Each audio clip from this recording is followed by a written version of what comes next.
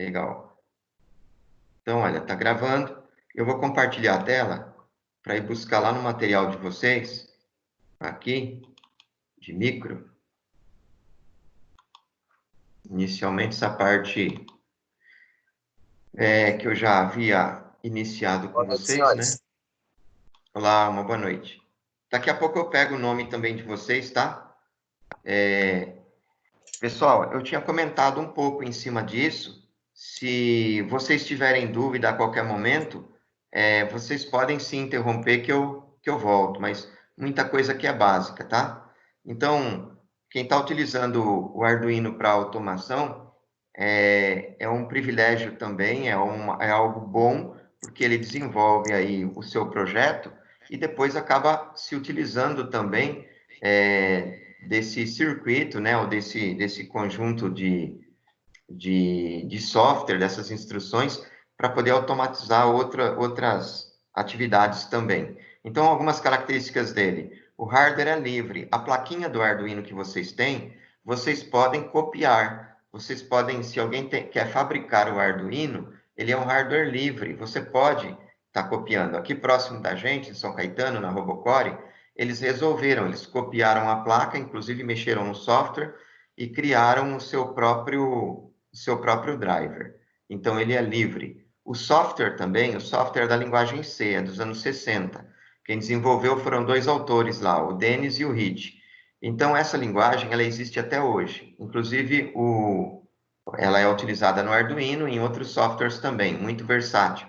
O objetivo dela foi esse, utilizar uma linguagem para poder estar acionando o hardware. Então, existia uma outra linguagem antes dela, chamada linguagem B, e eles trabalharam nessa linguagem B e desenvolveram, então, a linguagem C, que seria algo bem mais amplo do que a B. E prevaleceu a linguagem C desde aquela época. O livro deles ainda existe, as editoras reeditam, mas é difícil de entender. Inclusive, eu tenho um livro deles original,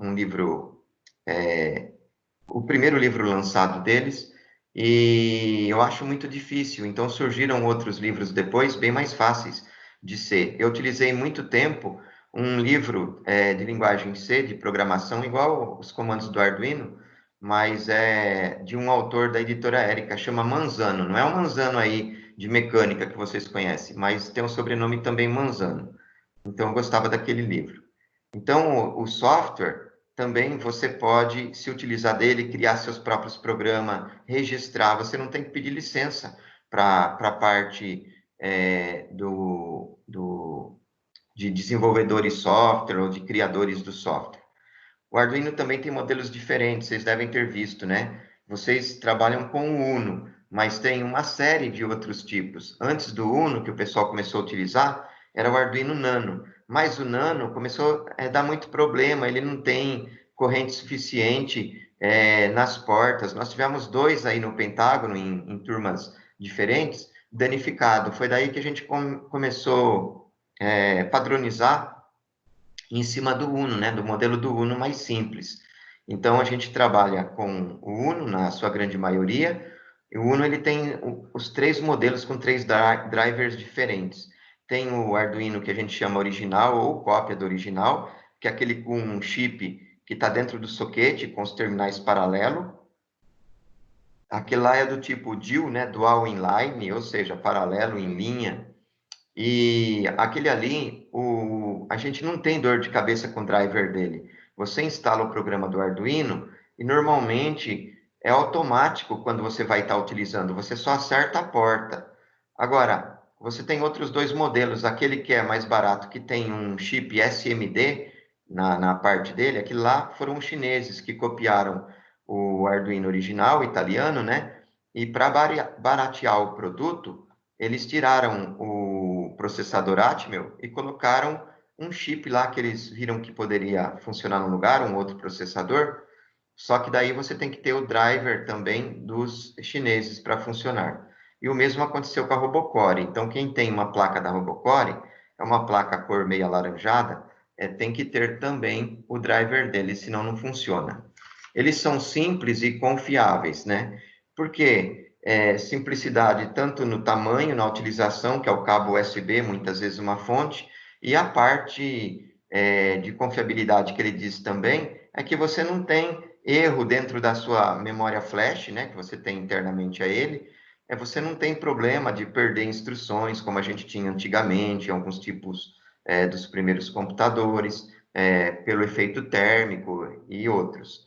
Então, ele é robusto, ele é confiável, ele cai no chão, não está quebrando, você volta, se utiliza dele. Lógico que tem que tomar cuidado, né? Mas ele é bom de se trabalhar, ele é bem confiável.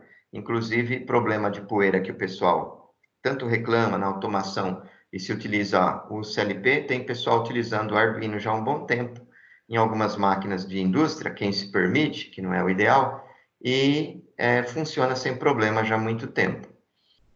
Ele é robusto o suficiente para a maioria das atividades, né? E a gente comentou acima, né? Que ele realmente não traz problema. E baixo custo, porque as plaquinhas aí estão entre 20 e poucos reais, até R$ 70, não mais do que isso. Bom, a da Uno, a gente acaba vendo aqui, ó, esse tipo de plaquinha, e aí vai ter nos outros slides, mas aqui, ó, vocês estão vendo, esse aqui é o processador do original que eu falei para vocês, tá vendo? Com as patinhas paralelas aqui. Então, esse aqui é um encapsulamento do tipo DIL, DIL. Então, esse não é SMD. SMD seria assim, ó, com as patinhas soldadas no circuito diretamente, elas muito próximas, onde não daria para você estar utilizando, por exemplo, o osciloscópio tranquilamente, colocando pino por pino. Aqui já dá, ó, tá vendo? Já fica bem mais tranquilo de trabalhar. Esse aqui é o borne de P2, né? Onde chega a alimentação, que pode variar entre 9 e 12 volts. Vocês vão ver aí que tem slide dizendo que pode ser de 7 a 9, mas de 9 a 12 volts é o ideal. Algumas bibliografias dizem que até 15 volts. Tudo bem, nós já colocamos 15 volts, funciona. Mas existem ainda autores que falam que pode ser utilizado até 20 volts. 20 volts a gente já acha muita coisa. Por quê? Esse chip que está aqui, ó, é o chip regulador. Então a tensão entra por esse pino, aí você tem um aterramento e ela sai regulada em 5 volts aqui. Então aqui entra de 9 a 12, o ideal, e ele regula em 5 aqui. Por que 5? Porque todo o circuito vai precisar de 5 volts para funcionar. Então esse chip precisa de 5 volts, esse chip precisa de 5 volts. Então, a alimentação do circuito vai ser feita através de 5 volts. Esses dois aqui são dois capacitores que filtram o sinal, né, a tensão de saída, desculpa, de entrada desse regulador. Esse regulador ele tem proteção contra curto-circuito e contra excesso de corrente, mas ideal é não confiar, porque eu já vi esse chip explodido, ele fica um buraco aqui, ó, no meio dele, bem no meio ele explode, sempre no meio, e voa esse pedaço de plástico que a gente fala, né? Ele voa fora, então ele estoura mesmo. E já aconteceu também do Arduino parar de funcionar, você vai procurar a tensão no pino, 5 volts, não encontra. Quando chega aqui, não tem tensão. Quando chega aqui, você tem. Então, a fonte está boa, né? Está retificando. Aqui vocês têm um diodo também, ó. É um diodo, dois capacitores. Só que a tensão, quando chega aqui, ele abriu. Então, ele tem esse defeito de abrir também. Então, ele não entra só em curto, ele abre também. Aí ele fisicamente fica bonitinho, assim, bom, mas atenção, você mede aqui tem, você mede aqui não tem. Então, sempre tem que evitar o curto-circuito para não incorrer nesses tipos de problemas. Aqui tem o cristal de funcionamento dele. Então, esse cristal de funcionamento dele vai indicar uma frequência. A frequência de funcionamento dele para o Arduino é de 16 megahertz, mas vocês poderiam ter variações, porque esse processador ele se permite funcionar em outras frequências também, mas essa frequência ela é bem alta, então é bem estável para poder se utilizar. No PIC, eu estou utilizando com vocês 4 megahertz, mas o PIC permite trabalhar em frequências maiores ainda, até 40 megahertz. Só que aí a gente já não poderia estar utilizando o oscilador interno, como nós estamos utilizando. Só estamos utilizando o interno porque a frequência de 4 MHz ela é considerada uma frequência estável. Aqui em cima ó, tem um trimpó, né, desculpa, um botãozinho, onde esse botãozinho é o reset. Então, toda vez que você usa o seu programa e o seu programa, devido a algum problema, ele dá uma travada, muitas vezes até problema de hardware, ele para, não vai nem para frente nem para trás, não funciona mais o processo, parou. Então, para você não perder o programa que já existe lá dentro, então você não precisa mais descarregar via USB o programa, não, o programa já está gravado na flash. Foi devido à interação entre o hardware externo e a placa que ocorreu esse problema. Então, você clica nesse botãozinho de reset e o programa reinicia aqui na memória flash. E a tendência é estar corrigindo. Aqui em cima vocês têm os pininhos, são 14 IOs, né? Então, igualzinho lá no PIC. No PIC a gente tem de RA0 até RA7, né? São 1 byte, desculpe. E depois nós temos também de RB0 até RB7, o segundo byte, são 16 linhas. Aqui nós temos 14 linhas, de A0 até A13. Então, essas linhas aqui, nós chamamos de linhas digitais. Vocês têm 14 linhas digitais para ligar e desligar alguma coisa, como, por exemplo, ligar e desligar pistão, ligar e desligar relé. Então, qualquer uma dessas linhas serve.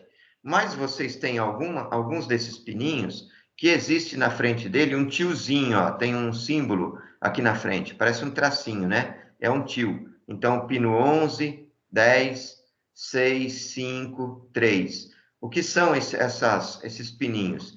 Esses pininhos indicam que o sinal aí, além de poder ser utilizado como digital, você vai utilizar também como PWM. PWM são as iniciais de Pulse Wave Modulation, então, modulação por largura de pulso. Onde você vai usar isso? Em alguns hardwares que necessitam dessa aplicação, como, por exemplo, se alguém estiver montando aí nos grupos um servomotor, um trabalho com servomotor, o servomotor precisa de um sinal PWM para comandá-lo. Então, no circuito, no software original, de controle de servomotor que vocês têm no Arduino, em exemplos, sai pelo pino 9 o controle.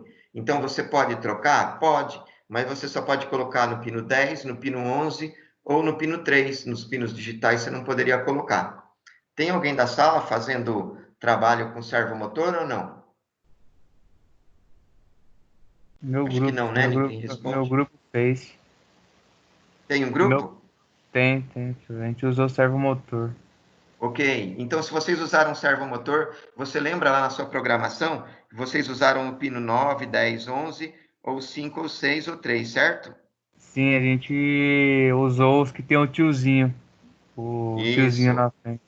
é isso aí, porque é o PWM dele, tá? É. E vocês têm aqui também dois pinos, o 0 e 1, que eles funcionam como transmissor e receptor. Para que serve isso? Quando vocês forem usar um shield, por exemplo, de Bluetooth, vocês têm lá também nele esses mesmos pinos. Vocês vão ligar de forma invertida. O TX no RX do Bluetooth e o RX no TX do Bluetooth. Então, vocês acabam invertendo, porque um transmite para o receptor e outro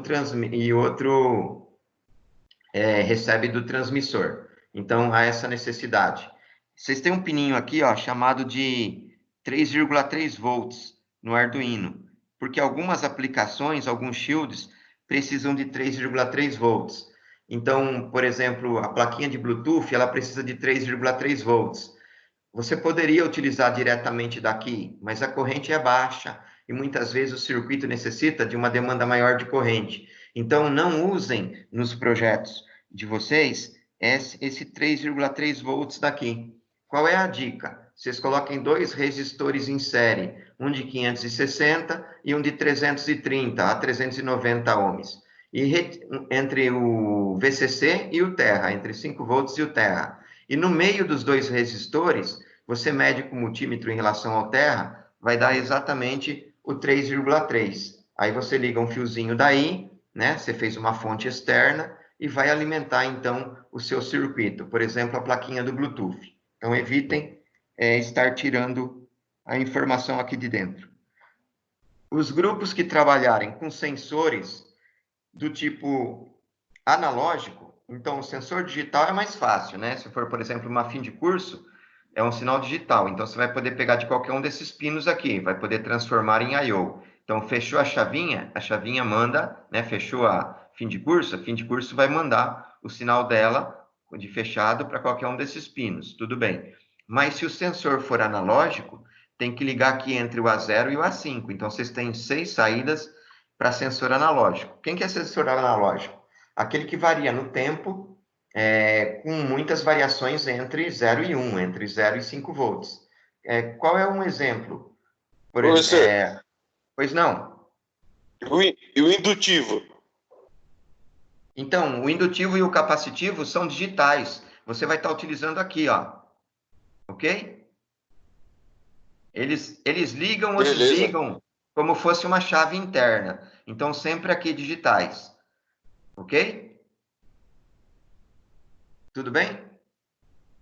Sim? Ok. E Perfeito. aqui, ó, entre o A0 e o A5, nós vamos utilizar para sensores analógicos. Então, vou dar exemplo de sensor analógico.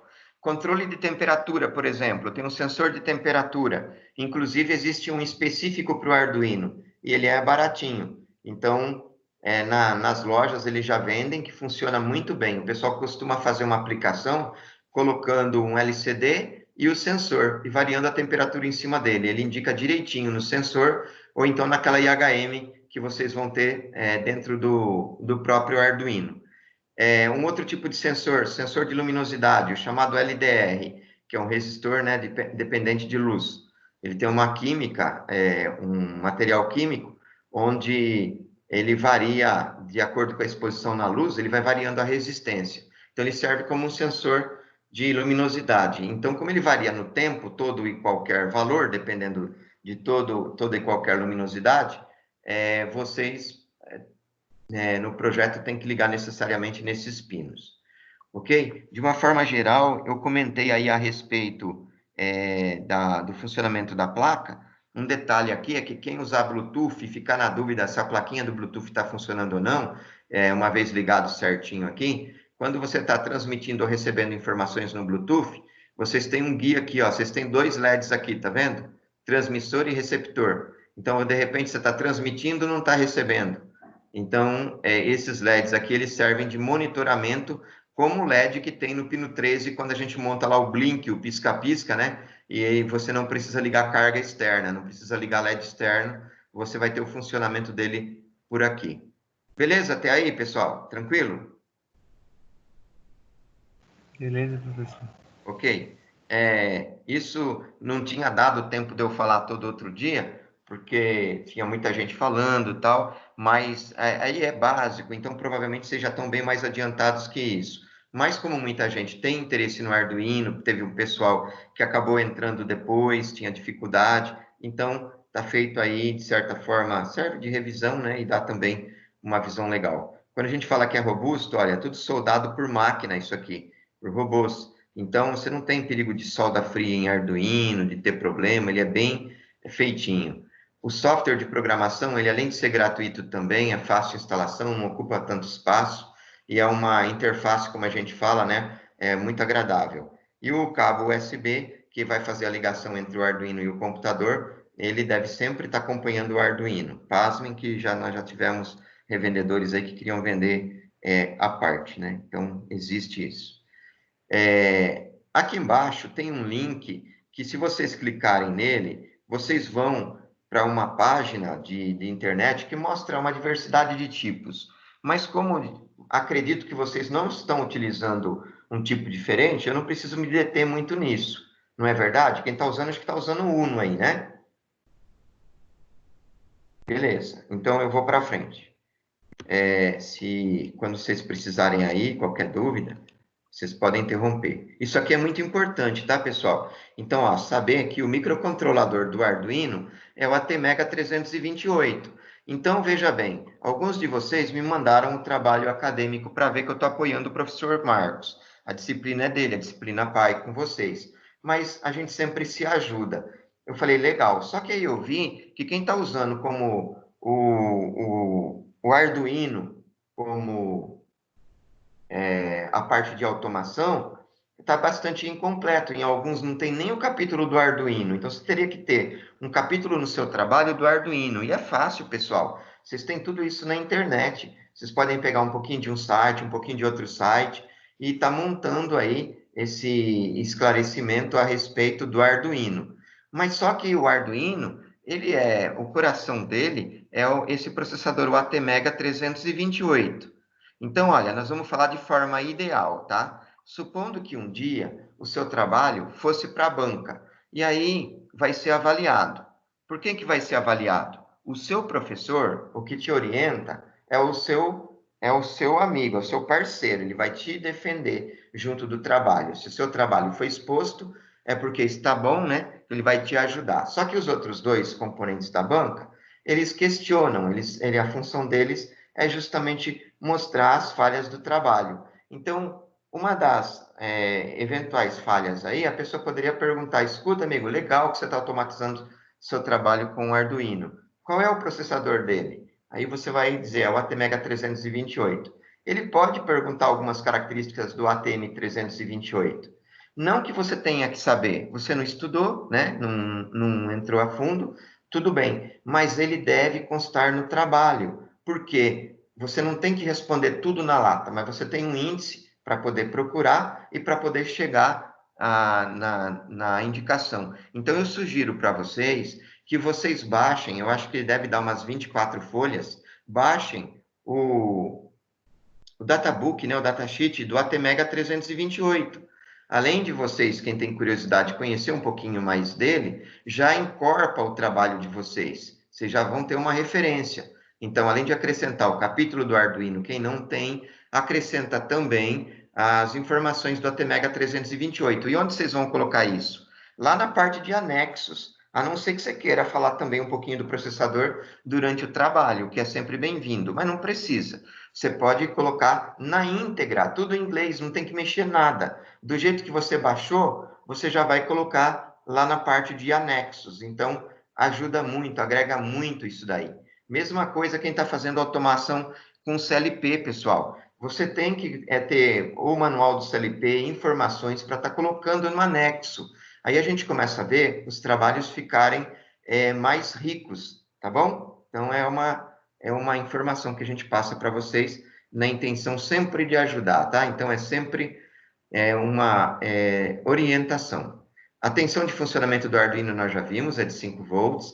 A de entrada que eu disse para vocês, normalmente fica entre 9 e 12. Por quê? 9 volts é aquela bateria de rádio relógio. O Arduino pode funcionar independente, sem precisar de uma tensão de fonte direta, de fonte de tensão alternada da rede.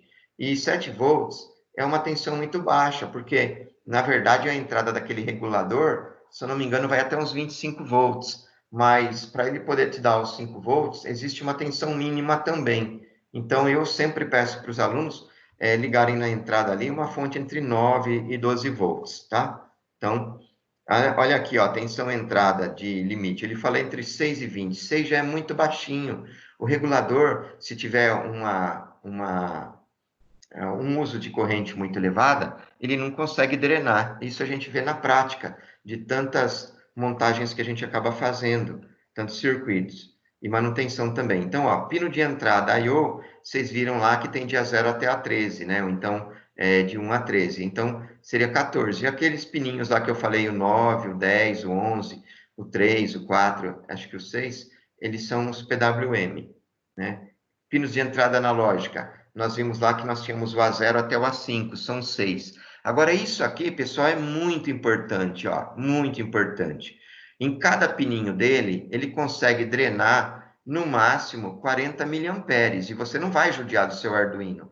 Você não vai mandar ele drenar 40 miliamperes, você vai mandar ele drenar menos. 10 miliamperes, 5 miliamperes. Então, é por isso que quando a gente liga um relé no Arduino, você precisa ter o quê? Um transistor entre o Arduino e o relé. E no PIC também. Você precisa ter um transistor entre o Arduino e o relé. Por quê? Porque ele faz a parte lógica, mas a corrente de saída é sempre muito baixinha.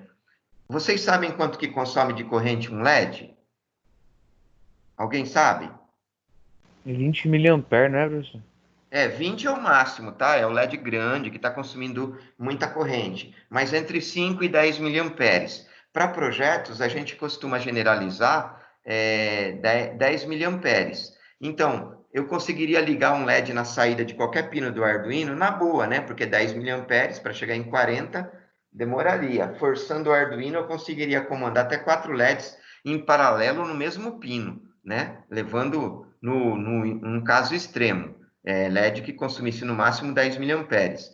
Mas LED a gente liga para fazer o teste, mas outras cargas é bom a gente estar sempre colocando um driver. O que é o driver? É colocar o transistor. Por quê? Porque o transistor ele vai receber na base dele o sinal do Arduino e ele vai dar esse sinal amplificado no coletor. Se vocês pegarem um transistor do tipo BC547, é um transistor que ele possui um beta, um HFE, ou seja, um fator de amplificação da ordem de 500 vezes.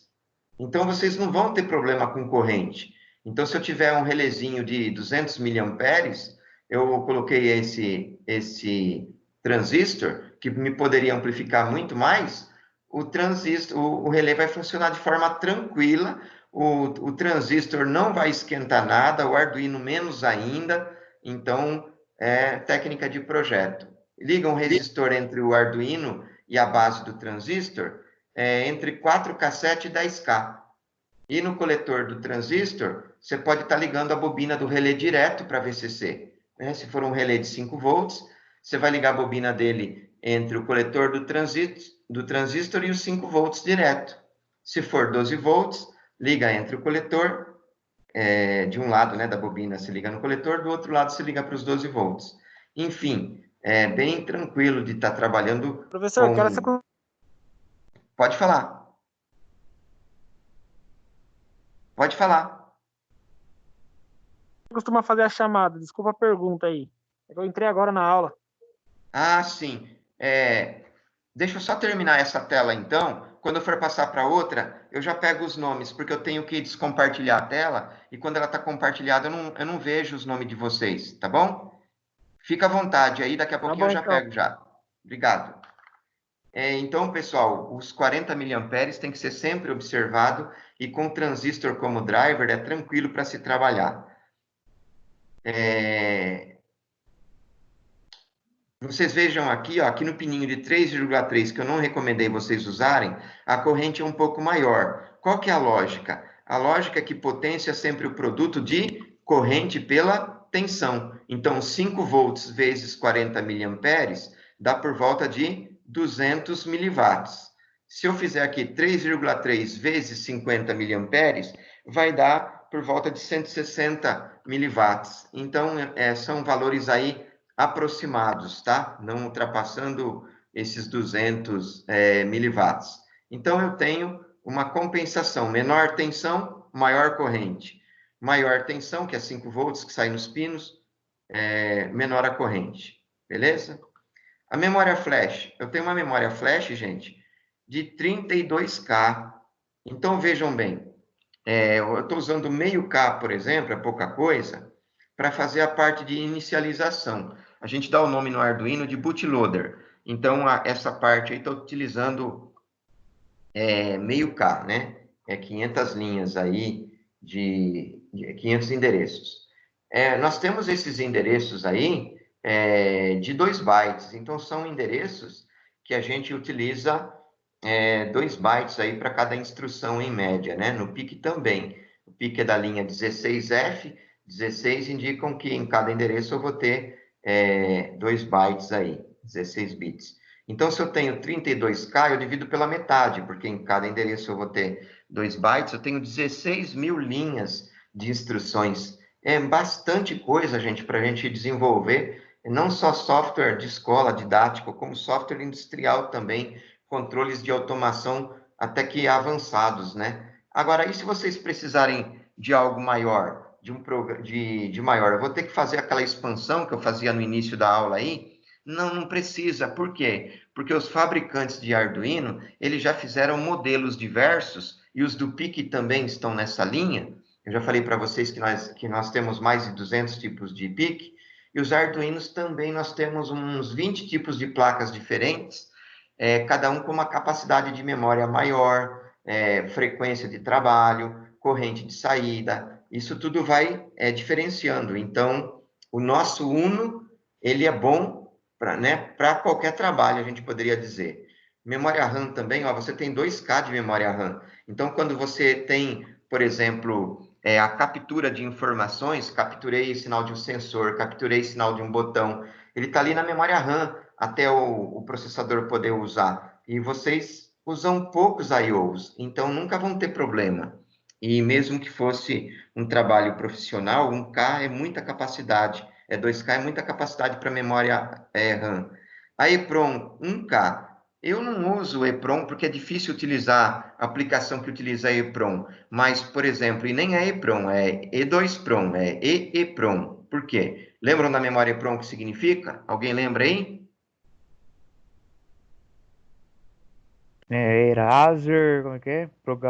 Memória programável que pode ser apagada, né, professor? Uma coisa assim.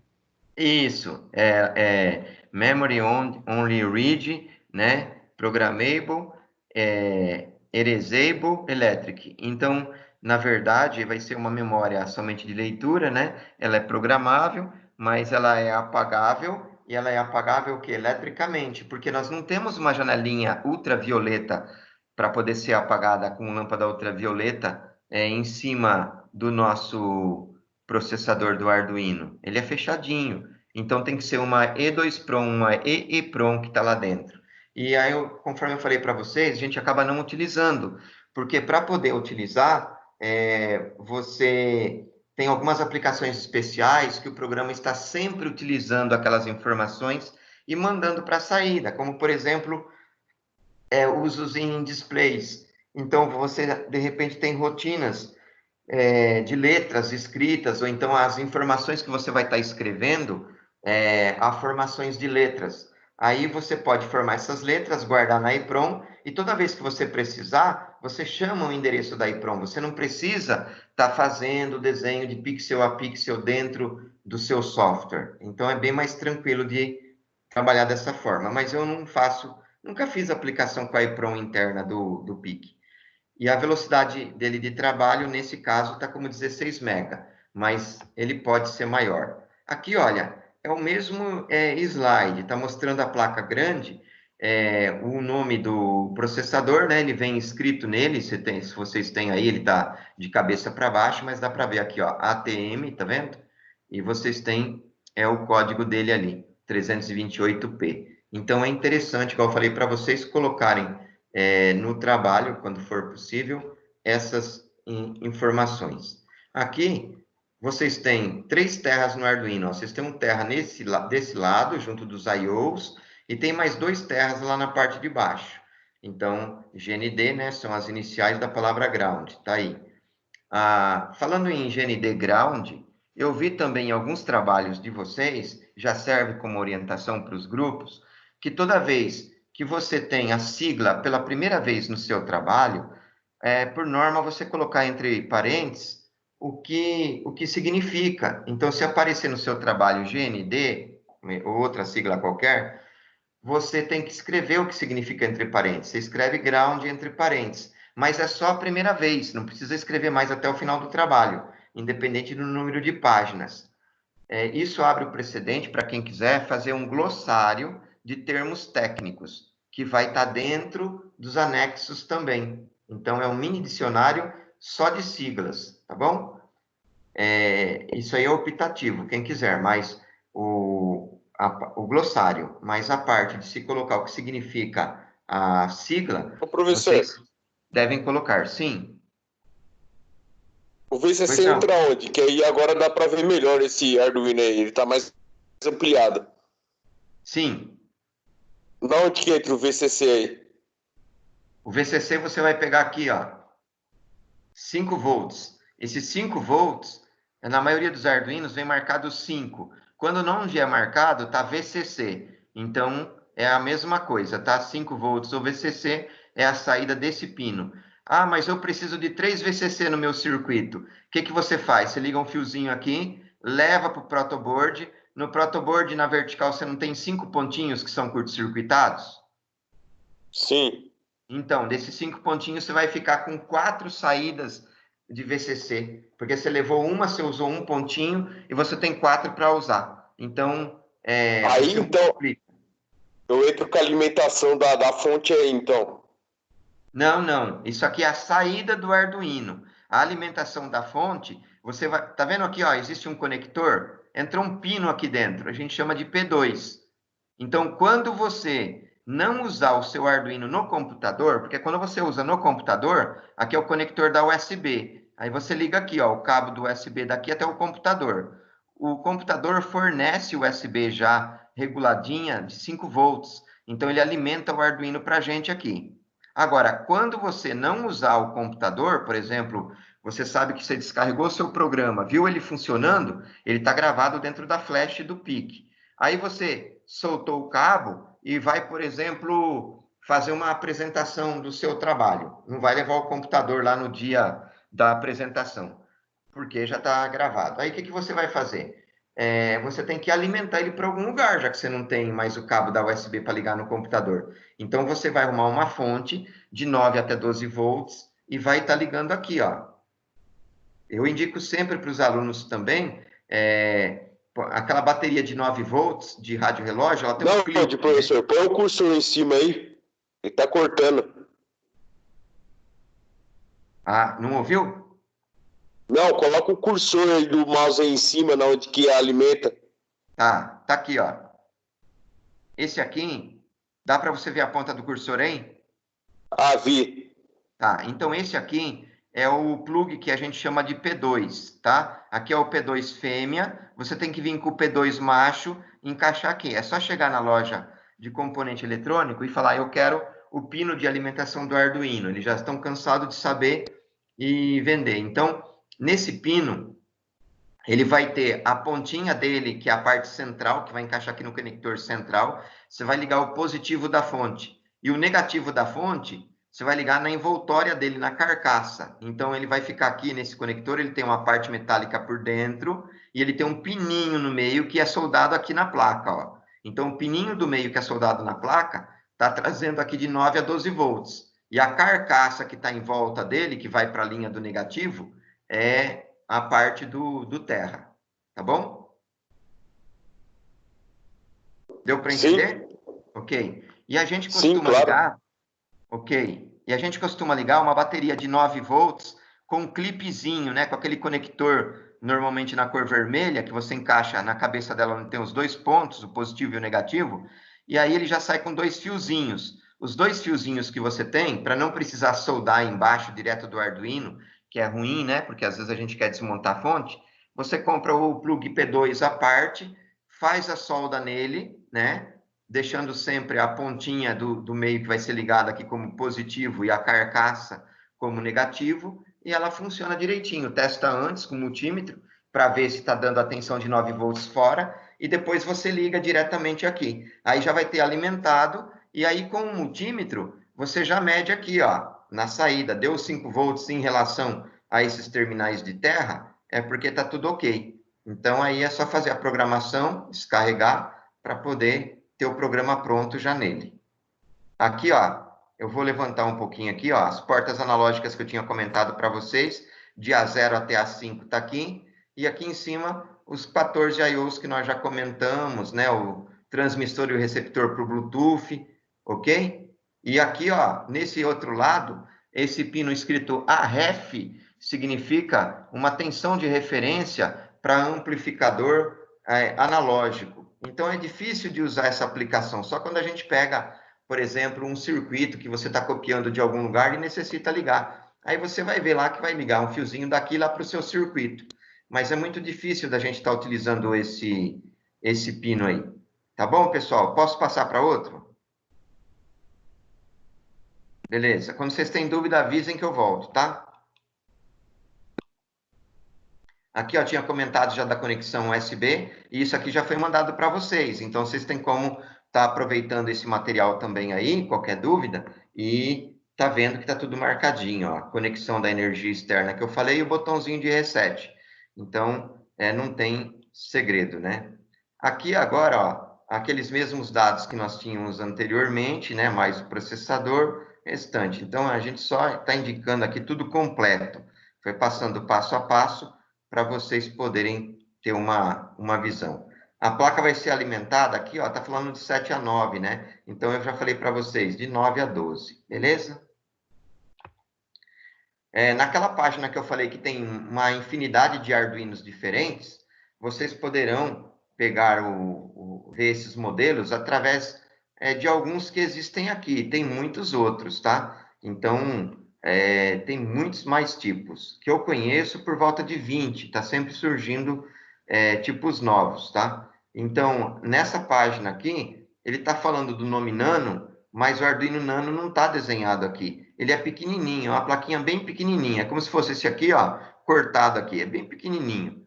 Então, ele é prático para você usar. Mas, para a gente poder desenvolver projeto, o Uno é o ideal de vocês. E aí, vocês acabam vendo outros modelos, né? Cada um com as suas características. Uma única vez, na turma da manhã no Pentágono, levaram o Lilipad, que é esse redondinho aqui, ele tem uns LEDzinhos, uns pontinhos, o pessoal costuma ligar LED e tal em volta dele para fazer até um broche. Aí encheram o saco do rapaz lá, falaram que era de menina, tal, até pela cor dele, e acabou não levando mais. Foi a única vez que eu vi. Foi no Pentágono e foi um rapaz da manhã que levou. Agora, existem outros modelos, eu tenho alguns modelos diferentes na Novatec, mas é quando a gente precisa para um projeto de um número maior de I/O. Então, os 14 I/Os do Uno não servem para mim, eu preciso de 20 I/Os. O que eu posso fazer? Eu pego, então, um modelo um pouco mais avançado, do tipo do Mega. Então, eu tenho um Mega lá, por exemplo. Aí ele vai ter muito mais I/O, tá bom? Aqui, pessoal, está mostrando a parte do Arduino, ó, esse trecho aqui, onde eu tenho as alimentações. Então, o 3,3 que eu já recomendei para vocês não usarem, os 5 volts, né, que aí você vai utilizar para o seu protoboard, e o GND também, o Terra, você tem 3 deles. Tanto faz usar os 3 ou puxar um e estar multiplicando, tá bom? Não esquecendo que a corrente é de 50 miliamperes, nós já tínhamos visto lá nos 5 volts, então, a gente não vai judiar dele ligando nada pesado. É por isso que a gente alimenta o que a gente tem externo do Arduino com uma fonte externa e não com a fonte do Arduino. Quer ver? Ó, lembra que eu falei para vocês da fonte do Arduino aqui? Vocês vão ligar aqui para alimentar a placa do Arduino. Legal. Ou então, se eu tenho o computador, eu estou ligando aqui a USB para alimentar a placa do Arduino. Está funcionando, que é uma maravilha. Aí eu quero fazer o funcionamento de um motor de 5 volts, mas do tamanho do motor de para-brisas do carro. O que acontece? Aquele motor vai consumir uma corrente alta, pessoal. Então, essa corrente alta, o cabo da USB não tem como drenar para você. E mesmo que ele drenasse, ou que você comprasse uma fonte muito boa para alimentar o Arduino, o pino aqui, ó, de saída, os pinos de saída, pino de I/O, ele vai limitar para você 50 miliamperes pela característica do projeto. Ele não vai dar mais. Não adianta eu querer colocar uma fonte boa aqui, que ele não vai dar mais do que isso. Por quê? Porque essa parte, pessoal, é a parte de comando, é a parte de lógica. Não tem nada a ver com a parte de potência. É igual comando elétrico. A parte de potência eu tenho que ter o quê? Uma rede externa, uma fonte externa. Então, na parte de potência, a gente vai ter uma fonte à parte, que são normalmente aquelas fontes que a gente chama fonte chaveada do tipo colmeia, né? O pessoal anda comprando aí para 10, 20 amperes e ela vem pequenininha, porque são fontes que o tamanho físico é pequeno, mas as fontes são muito boas de saída de corrente. Ok. Bom, aqui também, olha, ele traz uma outra parte, indicando para a gente alguns pinos aí que eu não tinha comentado, que eu comentei por cima. O ARF, ele está indicando aí, é uma tensão de referência, né, para o conversor analógico digital do Arduino. Então, se for utilizar necessariamente o conversor analógico digital, aí você poderia utilizar, mas se você pegar algum projeto assim, ele vai estar indicando. E é muito difícil, muito raro estar utilizando isso daí também. Agora, esses pinos aqui a gente acaba usando PWM com mais constância, até porque muitos shields acabam tendo essa necessidade, ou então componentes externos. Por exemplo, né, o servomotor vai estar utilizando aí o sinal de PWM. O controle de um motor, mesmo o motor DC, eu posso fazer ele através de PWM. E aí fica perfeito, pessoal. Eu consigo controlar um motorzinho DC da mínima à máxima velocidade dele com a mesma força. Porque se eu não usar PWM, conforme eu vou diminuindo a velocidade, ele vai diminuindo o quê? A corrente também. E aí fica fraquinho o eixo dele. E isso aí não é legal para muitas aplicações. Então, quando eu controlo um motor DC com o sinal PWM, eu tenho força para velocidade baixa, mínima possível, ele está com a mesma força alta. É o princípio do inversor de frequência, né? Então, ele tem essa característica. Todo inversor de frequência, ele vai funcionar também com a técnica do PWM. Nós temos aqui, nesses pinos TX e RX, igual eu já comentei anteriormente, né? Ela é chamada de USART, ou seja, é a ligação para transmissão e recepção de sinais. Dei aí o exemplo de aplicação, o Bluetooth.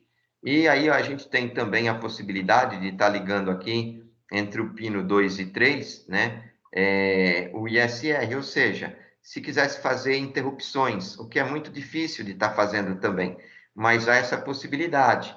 Então, quem for fazer, por exemplo, vai montar estou fazendo uma maquete de uma prensa, e aí na prensa quer colocar lá uma cortina de luz na maquete dele. Então, ele vai poder utilizar esses pinos aqui como interrupção. Vai ter que procurar uma rotina específica, tal, mas o sinal dos sensores da prensa virão por aqui, né? E aí ele vai ter o processador, o microcontrolador, sabe que haverá uma prioridade em relação a qualquer coisa, executar qualquer função, ele tem que parar o que está fazendo e executar isso de imediato. Para nós é tudo invisível, né? Porque ele dá ordem de microsegundos, então a gente não vê ele fazendo isso. Mas internamente funciona assim, ele dá uma prioridade para essas interrupções que são a parte de segurança, né? Bom, agora que nós falamos um pouquinho de hardware, se alguém tiver dúvida eu volto lá, mas nós vamos um pouquinho para programação. Na parte de programação, a gente já sabe, né, que ele tem as instruções, essas instruções são detalhadas. O primeiro C que nós tivemos foi chamado padrão ANSI.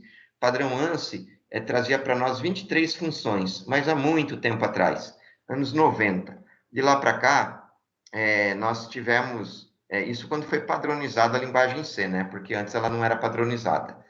Aí, depois que padronizou, trouxe esses comandos básicos. E de lá para cá, cada fabricante, né, acaba utilizando as suas características principais. Então, o pessoal que bolou o Arduino adaptou a linguagem C para que a gente possa estar utilizando ele aí da melhor maneira possível. Então, ele ficou bem didático, tá? Aí nós temos o programa, que o programa é igual ao do PIC, a gente chama de linguagem estruturada, tanto a linguagem C como a linguagem Assembly.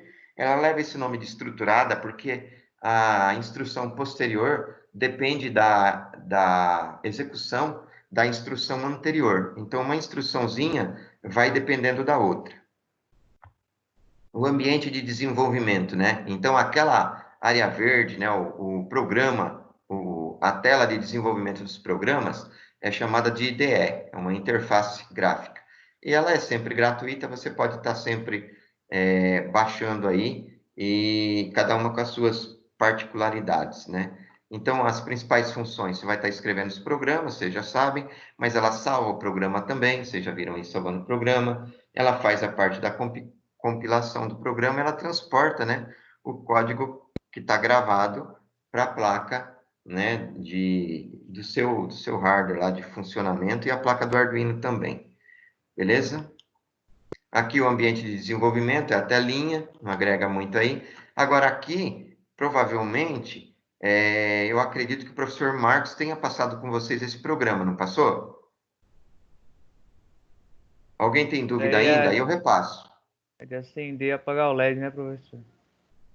Esse aqui é assim, pessoal. Ele é a estrutura básica, mas você tem que tirar muitas lições daí. Ele é, sim, o que acende e apaga o LED, inclusive o LED interno, mas você tem que entender que daria para poder ligar o LED externo também, que daria para mudar o pino, né? Que você tem os outros pinos para poder estar ligando, que o sinal ele é digital, portanto, qualquer um dos 14 pinos serve, funciona. que tem rotina de delay, que cada 1000 é equivalente a 1 segundo, e que você vai ter sempre duas partes básicas aqui no seu programa, que são chamadas setup e loop. E setup e loop não são comandos, eles são chamados de funções. Por que função? Porque dentro deles, eles são programas enormes. Dentro deles, há muitas e muitas instruções para torná-los poderosos, ou seja, para eles poderem realizar o que tem dentro deles. Então, o que tem dentro deles? No setup, você está configurando, para não precisar estar escrevendo no seu programa, cada pininho que você for usar, se é entrada ou se é saída. Então, você já indica o pino através da instrução pinmod, com M maiúsculo sempre, se não dá erro, e vai dizer se é entrada ou saída em inglês, output como saída, input como entrada.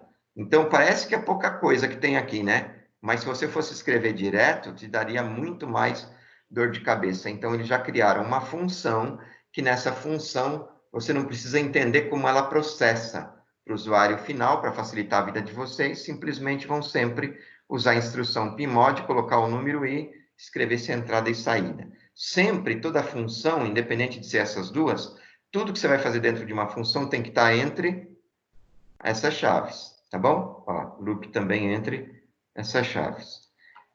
Depois a loop. A loop, ela vai permitir o quê? O próprio nome já fala. O que é loop? É cíclico, né? É ciclo.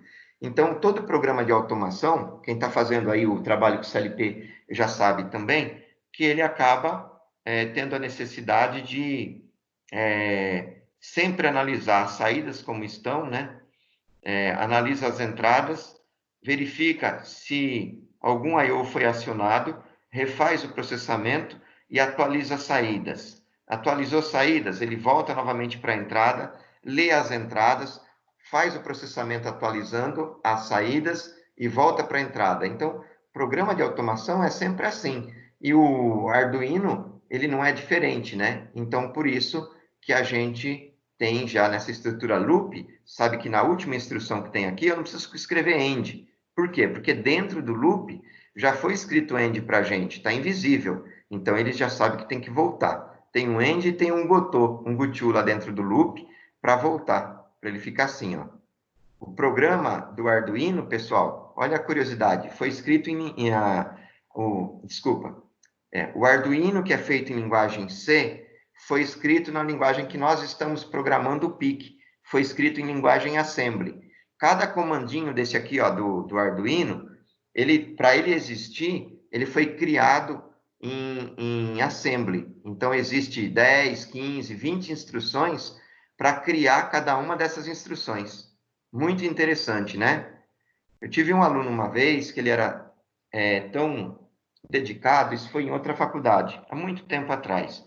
Ele trabalhava na Volkswagen, o nome dele era Giuseppe. Até chegou a trabalhar no setor de treinamento depois da Volkswagen também. Trabalhou com outro amigo meu, de Mauá, com o Rony Viola, que o professor Marcos conhece também. E esse rapaz, inclusive, ele editou um livro, tá?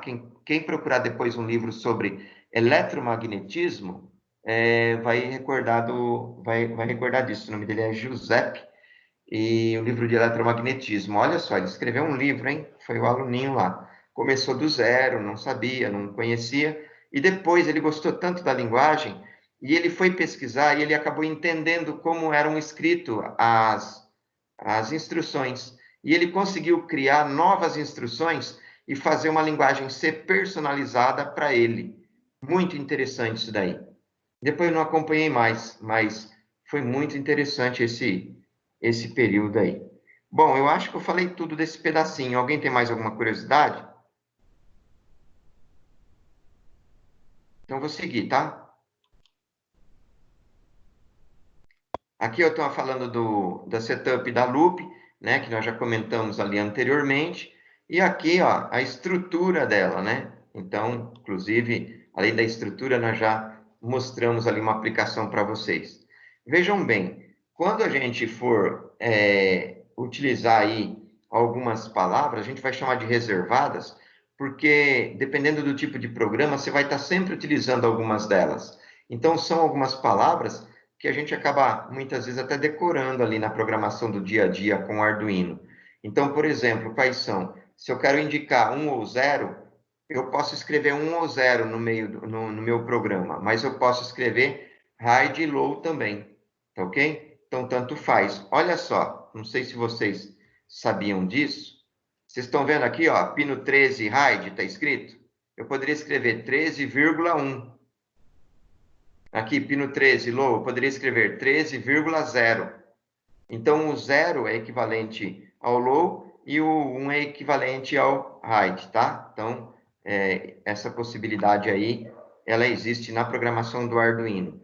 Também vai chegar um determinado momento que em muitos fluxogramas de programação para o Arduino, você tem 2 caminhos a seguir, né? Você faz uma comparação, pode ser verdadeira ou falsa. Então, falso ele vai para um lado, verdadeiro ele vai para outro lado. Então, são palavras que você pode estar utilizando como constante na decisão. E input, output, entrada e saída, por exemplo.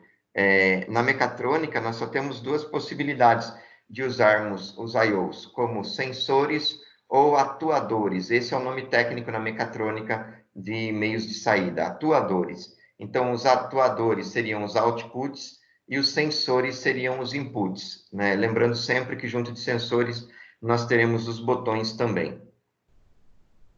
Isso aqui é interessante, ó. Não sei se todos vocês sabem.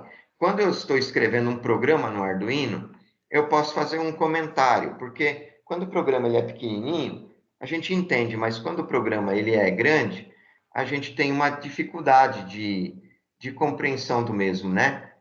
Se eu for começar a colocar muitas instruções, eu posso até compreender, eu, programador, mas o pessoal do meu grupo, quem está junto de mim, começa a olhar para o programa e fala, nossa, você fez modificações aí, não estou compreendendo direito.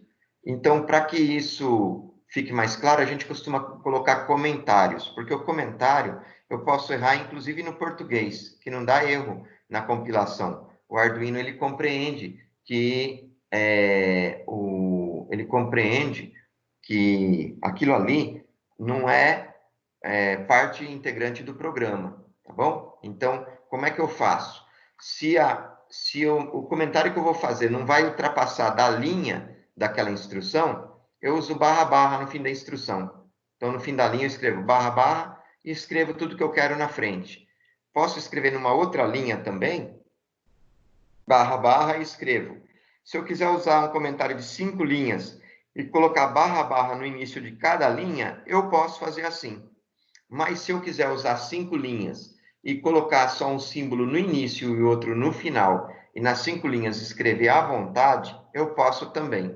Eu começo escrevendo no início barra asterisco, aí eu escrevo nas 5 linhas tudo que eu quero, e na última linha eu coloco asterisco barra. Então, as minhas informações ficam entre barra asterisco e asterisco barra. Isso aqui, pessoal, é desde o primeiro C, viu? É desde lá o Dennis Ritchie que já tinha bolado. Isso aí ficou até os nossos dias. Olha um exemplo de aplicação. O sujeito está escrevendo aqui, ó, o programa dele. Aí ele quer fazer um comentário. Olha só, barra, escreveu tudo o que ele queria. Não ultrapassou uma linha. Então, está corretíssimo, não tem problema. Aqui também, ó, barra, escreveu o que ele queria. Se ele fosse para a linha de baixo, daria erro se não tivesse o barra. Porque o software ia entender que o que ele estivesse passando para a linha de baixo não era um comentário, mas era uma instrução, e ele não conhece aquela instrução, então ia dar erro. Agora, olha que bonito, pessoal, eu recomendo vocês fazerem isso no trabalho de vocês, que vocês estão fazendo, né, junto do pai. Seja ele de CLP, seja ele de Arduino, seja ele de PIC, fazer isso, ó, colocar barra, asterisco, aí você enche de asterisco, porque é como se fosse um comentário. Como você colocou barra, asterisco, e no final de tudo você vai colocar asterisco, barra, você pode escrever o que você quiser no meio. Então, aqui, ó, você colocou o título, né? Parece que é uma caixinha aqui, ó, um quadradinho, tá vendo? Ficou bonito. Colocou o título, coloca o nome da faculdade, coloca o nome da faculdade, coloca o título, coloca o nome de vocês, pode colocar lá o nome do professor, a turma. Então, você personaliza o seu software, né? Então, além da parte lógica, que é interessante você trabalhar nela, o seu programa, ele ganha estética também. Vocês estão fazendo isso no programa de vocês? Comentário, sim, professor. O De comentário do barra barra barra, barra. mas... E o Do barra. cabeçalho? O cabeçalho a gente não colocou, não, professor. Tá, mas não é uma boa sugestão?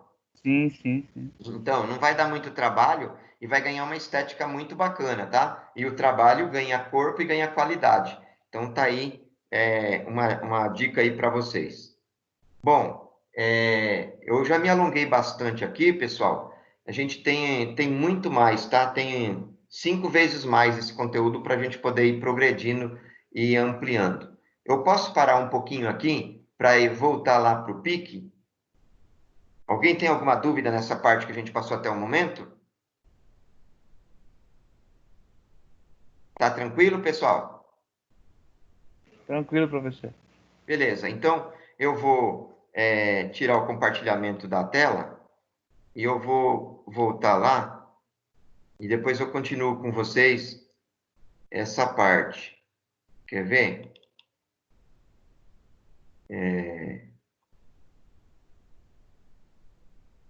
Esse não.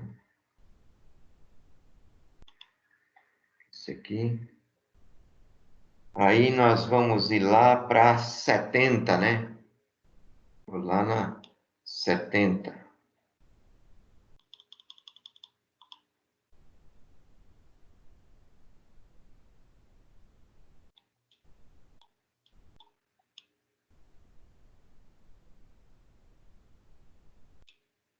Ah, esse aqui foi o novo que eu fiz. Esse aqui eu não mostrei ainda para vocês. Espera um pouquinho.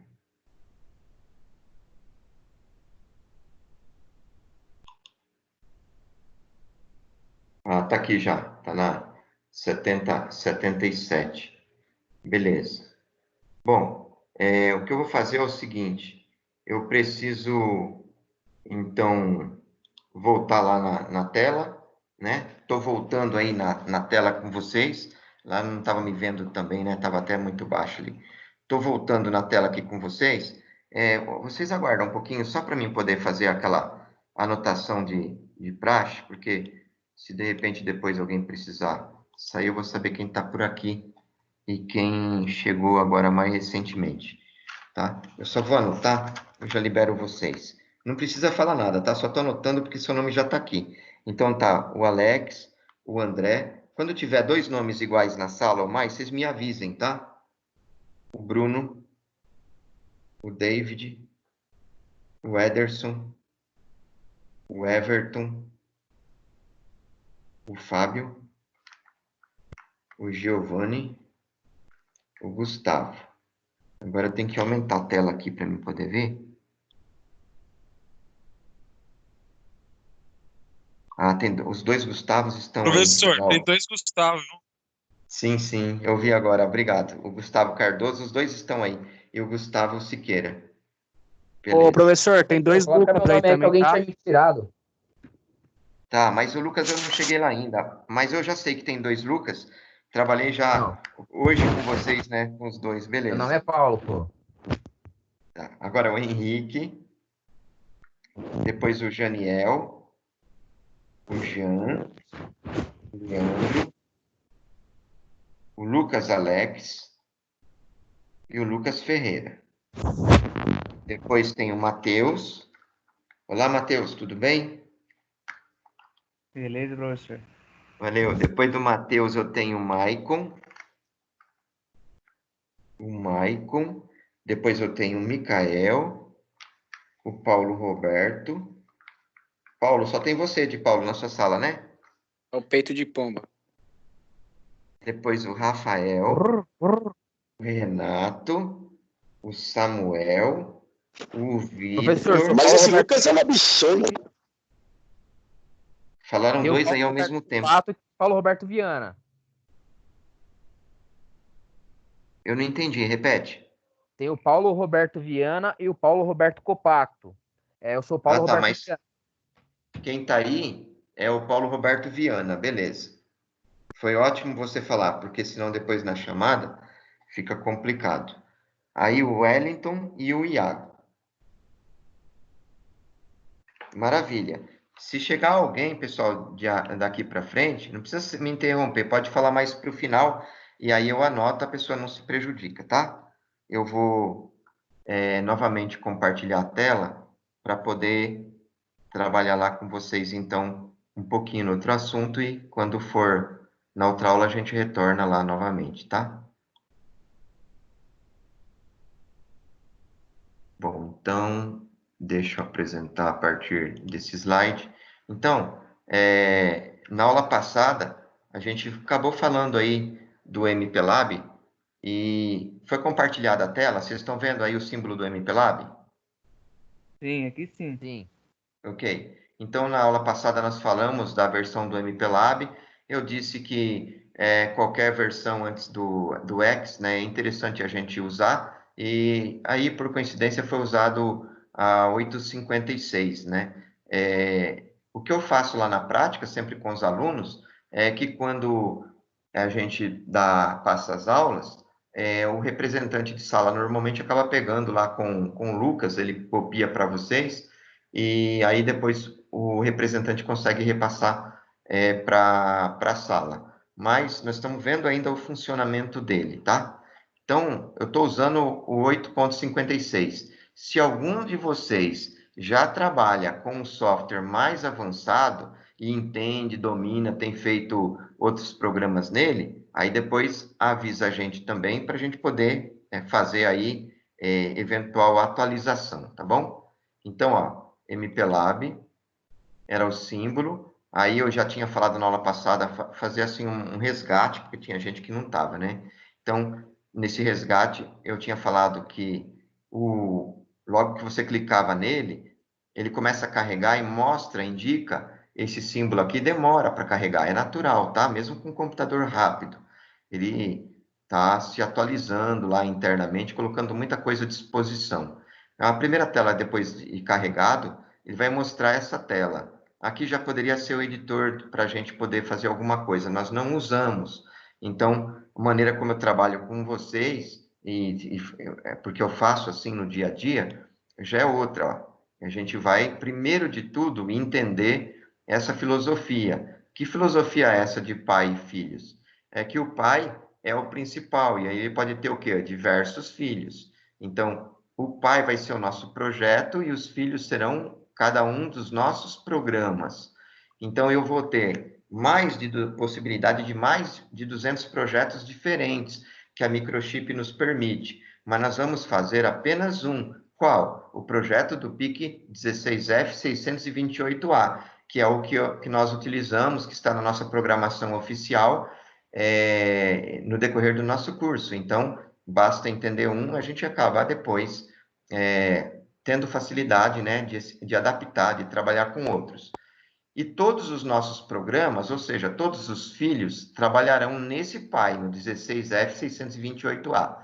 Então, o meu projeto é o 16F628A. E os meus filhos, ou seja, os meus programas, cada um eu posso colocar um nome diferente. Quem esteve conosco na aula passada vai recordar que nós já fizemos o quê? O projeto. A parte do pai aqui, o projeto, nós já elaboramos, do início ao final. Agora, faltou o quê? Nós trabalharmos em programa. Então, como é que vai funcionar isso? Nós vamos fazer da seguinte forma, ó, entender primeiro, resgatar o entendimento do software. Então, a primeira coisa para mim criar o projeto, primeira coisa é isso aqui, ó, é clicar nessa ferramenta aqui, nesse comando aqui chamado Project. Então, clicou aqui, ele vai abrir uma barra aqui, um menu para você, né? Então, um submenu de comandos desse menu de comandos. E eu tenho também aqui embaixo, como muitos softwares, né, do tipo Windows, é o menu de ferramentas. Aí, quando você clicou em Project, ele abriu essa tela aqui. Aí eu vou clicar nessa opção, Project Wizard. Então, abriu esse leque aí, ele já vai dizer para você, ó, seja bem-vindo, nós vamos começar nosso projeto. Você não tem que fazer nada nessa tela, é só clicar no avançar. Clicou no avançar, ele vai dar os passos para você montar seu projeto. Então, primeiro passo, selecionar o dispositivo, o chip. Então, ele te dá aqui aqueles 200 chips que eu falei para vocês, ele traz aqui, ó, um monte de chip. Cada versão vai trazendo mais, porque eles não param de desenvolver, pessoal. Estão sempre desenvolvendo coisa nova. Então, eu tenho aqui, ó, por ordem alfabética, tá fácil de encontrar. A linha 16F vem depois da linha 14 e o 628A, ele vem antes do 630. Toma muito cuidado que aqui o pessoal confunde às vezes que antes do 628A eu tenho 628. Então, toma sempre muito cuidado para não pegar errado. Se pegar errado, o programa não funciona. Simplesmente isso, tá? Bom, feito isso, nós vamos agora, no segundo passo, escolher o compilador. Então, não vai esquecer que assembly, para nós, são as iniciais ou a extensão .asm. Isso é assembly, ASM, tá? Então, ele vai colocar aqui, ó, microprocessor ASM. Nós vamos estar utilizando esse MPASM como sendo o nosso assemblador, tá certo? E dentro dele, essa versão, MPASM 5.37. Se pegar as outras, dá pau, não funciona. Tem linhas de programa da nossa programação que as outras não contemplam. Não é interessante. Elas também não é para a função que nós usamos, para fazer uma compilação completa. Então, normalmente, quem instalou quem instalar no seu computador e for utilizar, ela é default, ela vai aparecer para nós como um padrão. Mas se você está numa firma, alguém mexeu, o pessoal fez uns testes e tal, pode ter mexido tanto aqui em cima como aqui embaixo. Se você fizer isso, se você pegar mexido aqui, você vai continuar para frente montando seu projeto, ele não vai dar erro. Mas lá na frente não vai funcionar. Depois eu mostro o porquê, eu já mostrei na outra aula também, tá? Então, isso aqui é padrão, não vai sempre utilizar isso aí. Aí, você simplesmente, que tiver aqui, vai clicar em avançar e vai para frente. Quando chegou no passo 3, toma cuidado que o pessoal, muitas vezes, vai querer avançar aqui para colocar o nome no projeto. O que a gente faz? Não faz nada nesse momento. A gente simplesmente clica no botão Browse aqui. Então, clica no botão Browse, ele vai abrir um campo para você dizer aonde vai ficar o seu projeto, tá vendo? Onde que eu quero salvar o meu projeto? Eu posso salvar em meus documentos, eu posso salvar lá no Drive C, vários locais. Como é didático, e não só didático, eu normalmente faço assim, porque ele fica pouco tempo aí no desktop, depois eu tiro. Então, eu estou criando o projeto, veja que não precisa de extensão nenhuma, tá? É automático. Onde? Na minha área de trabalho, ok? Aqui, ele está mostrando, ó, desktop, a minha área de trabalho. Então, eu vou salvar ele na minha área de trabalho. Bom, feito isso,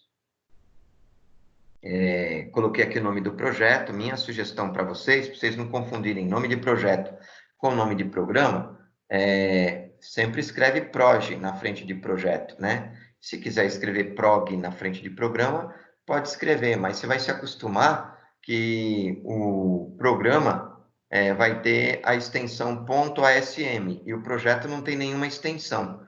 Então, vai ser, inclusive, até mais fácil de você visualizar os ícones, porque o ícone do programa é um ícone de editor de texto e o ícone do projeto é o ícone do MPLAB, então não tem como confundir. Bom, chegou aí no passo 3, então você vai clicar em avançar agora. Agora você não clica mais em browser, porque você já deu o caminho, ó.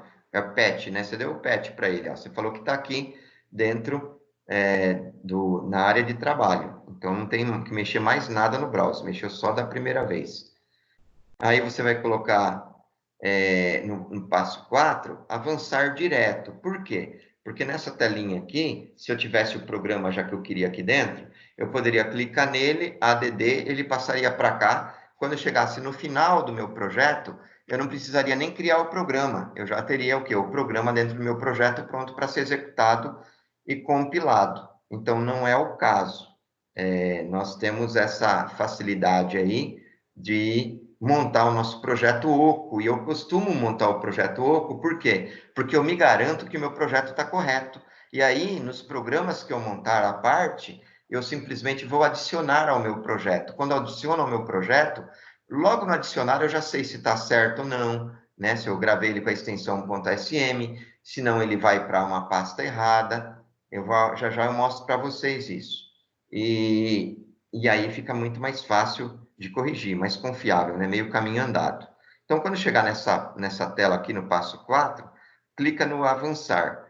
Clicou no avançar, ele já está te dando aqui ó, um resumo de tudo, um índice de tudo que você fez. Ó, se você bobeou, se você colocou 628 no lugar de 628A, ele vai indicar aqui. Então, essa tela é uma tela de atenção para você, ao final, fazer algumas conferências. A primeira é essa. Lembra o compilador que eu falei para vocês que não poderia colocar um outro diferente? Está aqui, ó. É o MPASM. Então, você vai estar programando em Assembly, tá vendo?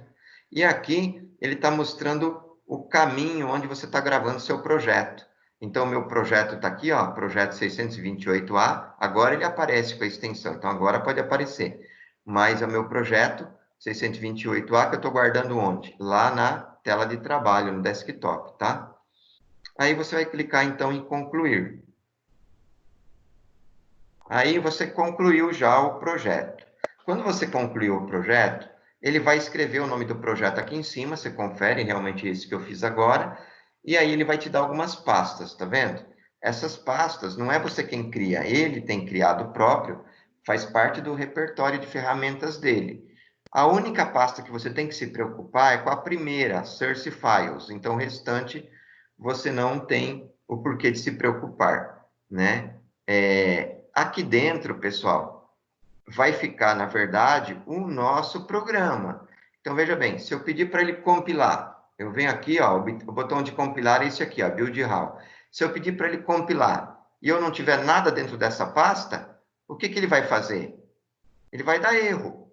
Então, muitas vezes, a pessoa acaba esquecendo e quer compilar o projeto oco. Então, tem que ter um programa aqui para poder compilar. Ah, mas eu não quero mais esse programa, enjoei. Quero colocar um outro, quero compilar um outro. Clica com o botão direito, vai aparecer a informação da pasta, já vou mostrar no outro slide, você manda remover. Ou então, clica com o botão direito, quero colocar um outro, ADD, escolhe onde ele está no seu computador e clica lá que você traz para a pasta. Eu vou mostrar como é. Outra coisa, dica bem importante. Se você esquecer de gravar o seu programa com a extensão .asm, ao invés de vir para essa pasta, ele vai aparecer aqui, ó. Entendeu? Você bateu o olho aqui, para tudo, porque vai dar tudo errado.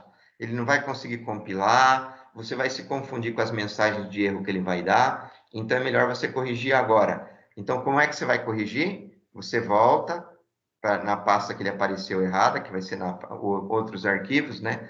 Vai clicar com o botão direito, vai remover. Vai lá no seu programa, vai corrigir, vai ver se você gravou ele como .asm e vai trazer de volta. Se você salva com outra extensão, ele joga aí em outros arquivos aí, tá certo?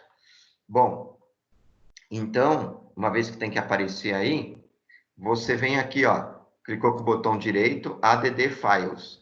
Cliquei com o botão direito, ADD Files, eu vou escolher essa opção. Aí eu clico em cima dela. Quando eu clico em cima dela, ela vai abrir a janela para mim, mostrando a possibilidade, né, de eu ir junto do meu computador e procurar onde está o programa que eu desejo.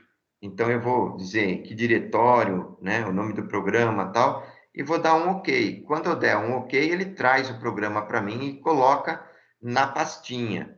Quando ele colocar na pastinha, tem que aparecer uma letrinha A no ícone dele. Vê?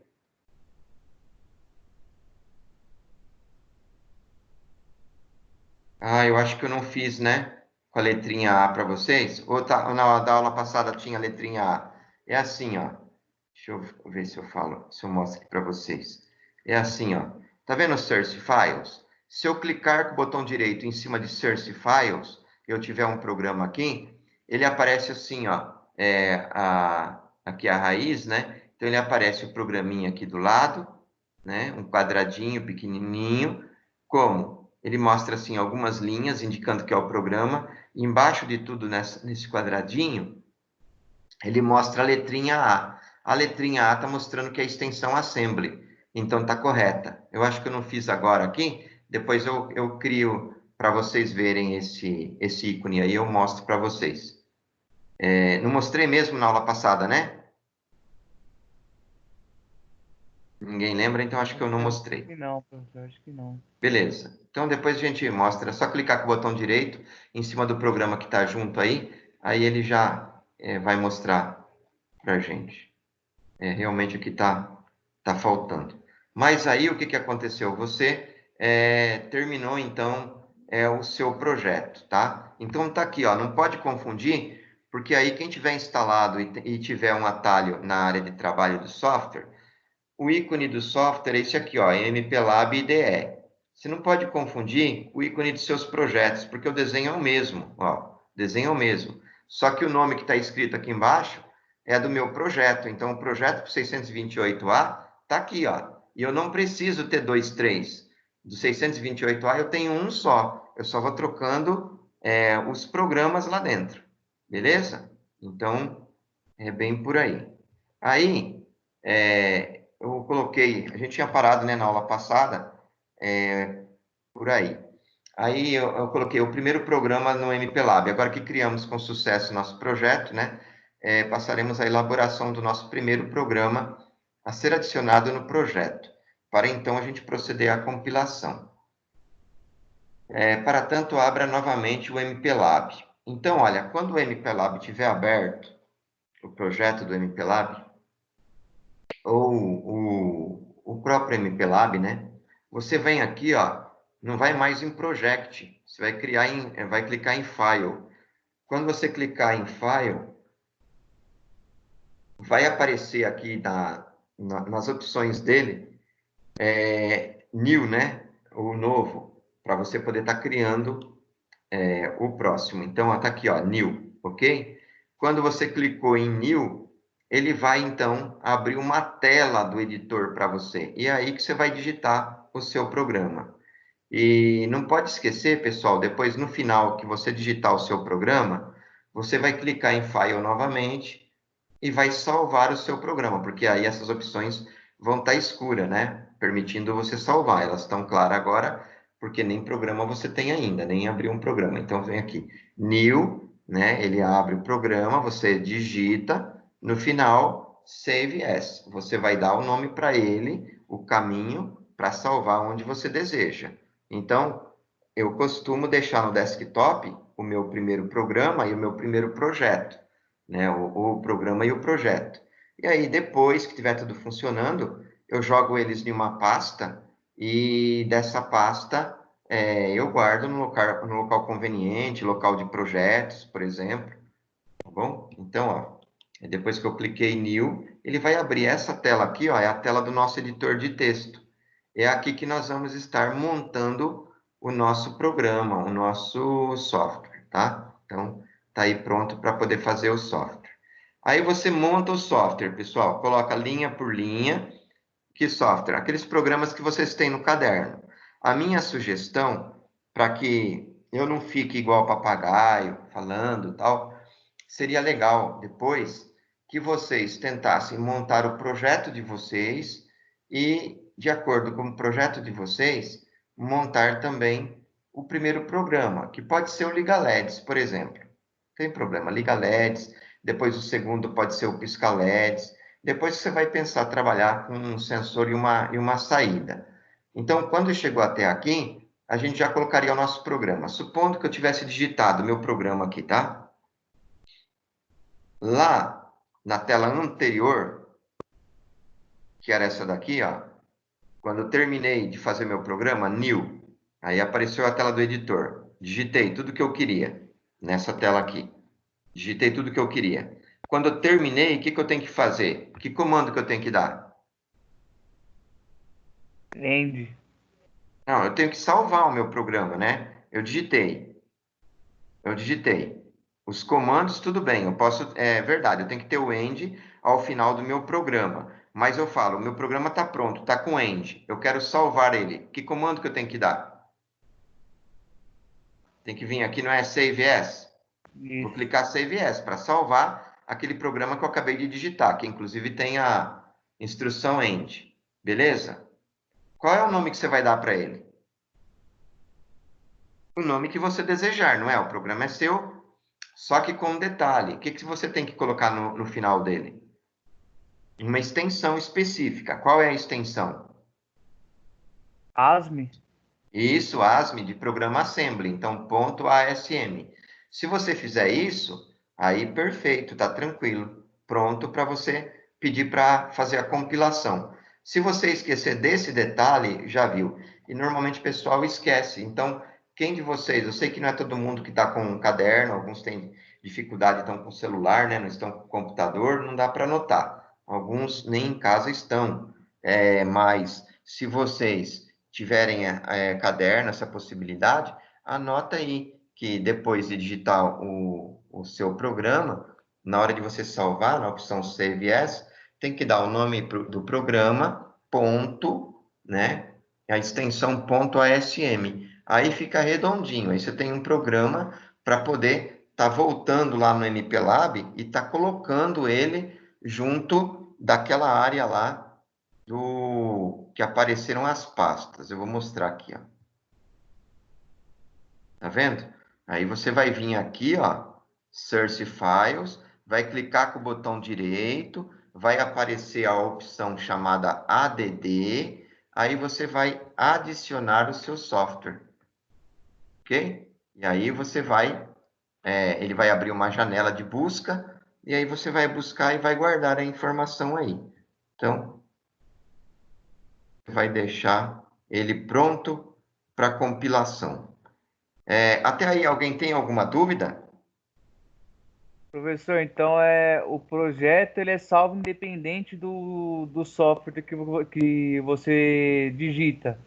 Aí depois É, eu tenho que abrir de novo o projeto e colocar o software na pasta source, adicionar o programação na pasta source para compilar, é isso? perfeito, é isso mesmo. A única Ah, coisa aí é assim, você faz o seu projeto, deixou ele pronto, ele está oco, está vazio. Aí você vai carregar, monta o seu programa à parte, e aí você traz o seu programa e coloca nele. Essa técnica eu acho mais fácil para não confundir a cabeça de vocês e para poder ajudar a programar, igual eu já vi muita gente fazendo e eu faço assim também. Mas veja bem, se você preferir, ou você tem um programa pronto com antecedência, e na hora de você montar o seu projeto, você já querer importar, você pode, porque lembra que tinha uma opção de você adicionar? Então você pode, ó, eu vou voltar lá para poder mostrar. Espera aí.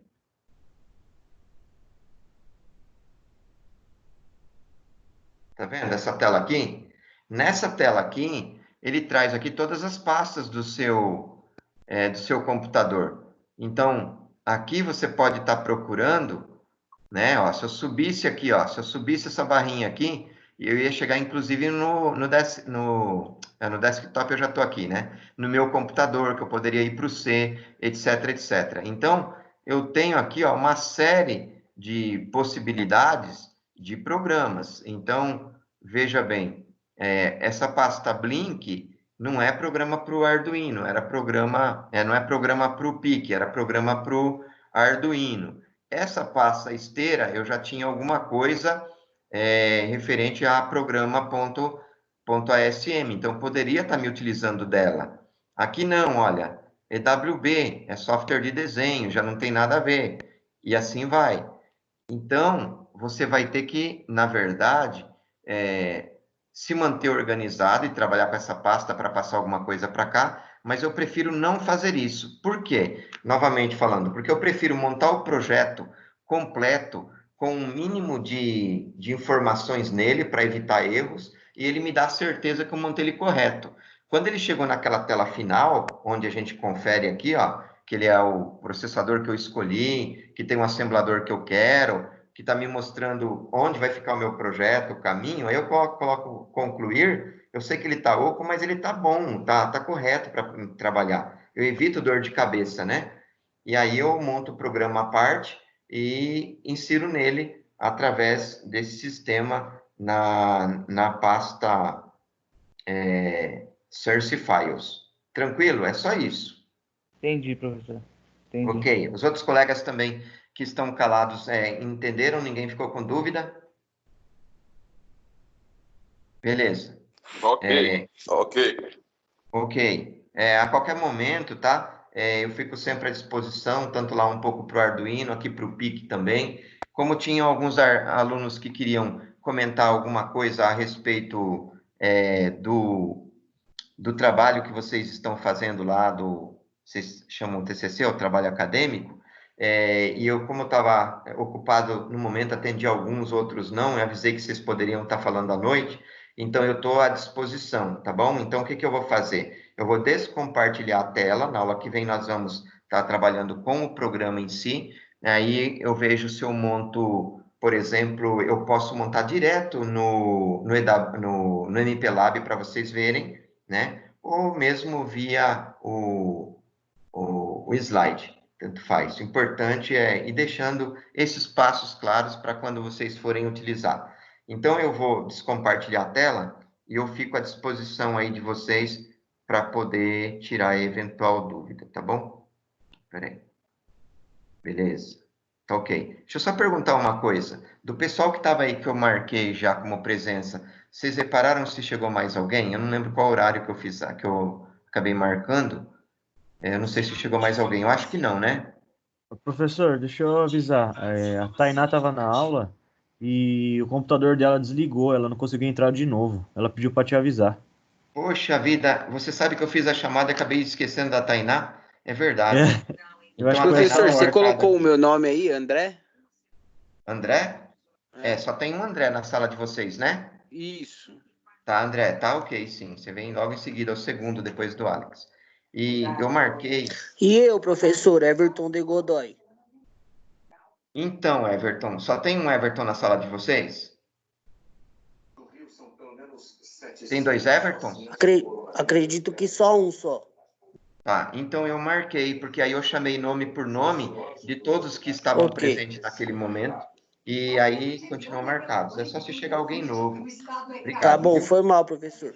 Não, sem problema. Então, pessoal, de agora em diante aí, eu vou falar para vocês, como o professor Marcos tinha pedido apoio também, quem precisar que eu analise o trabalho, manda pelo chat, fica fácil da gente trabalhar com vocês pelo chat. Aí eu abro ele aqui na tela e vocês conseguem estar acompanhando. Mas, preliminarmente, assim, hoje, só um bate-papo, no que eu posso ajudar vocês nesse trabalho? Como é que estão? Quantos trabalhos tem na sala? Quantos grupos tem? Que é mais de 7, professor. Não sei te informar a quantidade certa, mas eu acho que é mais de 7. Tá, tudo bem. Normalmente, numa sala assim, tem de 8 a 10. Acho que deve ter uns 8 trabalhos, então, aí. Os 8 grupos estão conseguindo fazer legal a parte teórica? Porque você não precisa entregar a parte prática esse semestre, né? Mas sim, vai ser avaliado em cima da parte teórica. E a parte teórica que você tinha do semestre passado, ela não serve. Ela tem que ser o quê? Trabalhada. Ela serve para o seu novo trabalho, como parte dele. Mas você tem que modificar muita coisa. Por quê? Porque agora, nesse semestre, entrou a automação. Então, tem que entrar a parte da automação que você está usando no seu projeto. Obrigatoriamente, o seu projeto ele tem que ter algum tipo de automação, seja com PIC, com CLP, com Arduino, com outro tipo de processador, mas ela tem que constar no seu trabalho. Então, por exemplo, quem for estar montando com Arduino, tem que ter um capítulo sobre o Arduino. Eu dei a sugestão também de fazer um capítulo, ou de colocar como sendo anexo, um capítulo sobre o processador do Arduino. Você tem que, na parte de desenvolvimento, você tem que descrever o seu trabalho, você tem que falar o que é. Você falar assim, olha, depois daquela parte inicial, que você colocou a problematização, a justificativa, a hipótese de solução, aí você vai, então, depois de criar o sumário, fazer agradecimentos, etc., etc., você tem lá uma parte que é o desenvolvimento, né? Na parte do desenvolvimento, você tem que contar a história. Aí não dá para recortar e colar de nenhum lugar. Você tem que contar a história do que é seu trabalho, né? Então, na hipótese de solução, vocês já falaram o que vocês vão fazer. Então, sei lá, vou fazer uma ponte, dá lá o nome. Aí, então, na hora do desenvolvimento, você vai dizer, nosso grupo se reuniu para desenvolvermos essa ponte, assim, assim, assim. Inicialmente, trabalhamos na parte mecânica dela, né? Os colegas ajudaram aí, quem trabalha na área, fazendo as peças, ou então o grupo acabou fazendo rateou aí o valor de algumas peças, compramos no comércio, vai contando, pode falar das dificuldades, coloca foto de vocês trabalhando, as fotos são bem-vindas, então coloca foto de vocês trabalhando, pode colocar foto das partes iniciais do trabalho de vocês, vocês vão mostrando passo a passo que esse trabalho realmente foi feito por vocês, que ele foi sendo ampliado, que ele foi crescendo nesse processo de aprendizagem. Então, aquilo que vocês têm do semestre anterior, que era o cronograma, que eram outras coisas, vocês vão estar usando nesse trabalho também. Mas, por exemplo, a capa lá está de 2019. Você já tem que mudar a data para 2020. Olha lá o nome dos componentes, se não agregou mais alguém, se não mudou. Olha o nome dos professores orientadores, vai estar diferente, você tem que atualizar, porque agora é para esse semestre.